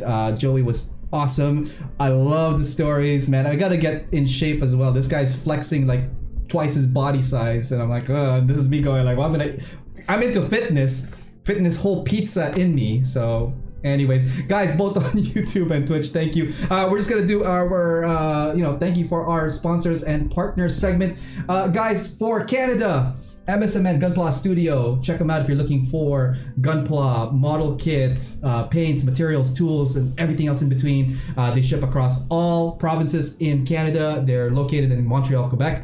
MSMNstudio.com, and check out Side 6. They also power that community, and we do have a membership program where you could save additional discount off their store. Also, this show is powered by USA Gundam Store. Guys, USAGundamStore.com. Check it out. Get all your kits, model kits, Gunpla, materials, tools, Mecha decals by Child of Mecha, the weathering books by Michael Rinaldi, the Machina book just dropped, but that was by Don Serratos. I think USA Gundam Store also just got the shipment of that, and more stuff are coming. Just be patient, guys, and I'm sure you will get what you're looking for. Also save with my discount code AOMecha10. Oh my god, what a show tonight has been. All right, guys. Thank you so much, everybody, both on YouTube and on Twitch, for tuning in tonight. Joey Simmons, an amazing guest. This Monday coming up, we have a new backlog builder episode, and we're going to be building Asuka Langley, the 1 to 12 scale, I believe. 1 to 12, 1 to 6. Oh, anyways, the Labo scale kit this Monday. That's going to be fun, and yeah, we're going to be doing that and more to come next Saturday. Another episode of Spotlight, so don't forget to miss that. Same time, same channel. For those guys that are lurking, thank you for tuning in. For those guys watching, thank you for tuning in. Don't forget to hit that like, subscribe, and follow button. Really appreciate that, and it helps the channel grow. All right, that is it for me. Hopefully you guys are keeping safe, keeping healthy. You know, I know it's hard times right now, and we just have to take care of each other. Feel free to message me if you guys want to chat, and we'll go from there. All right, guys, have a good night, have a good day, and until next time, see ya. Bye.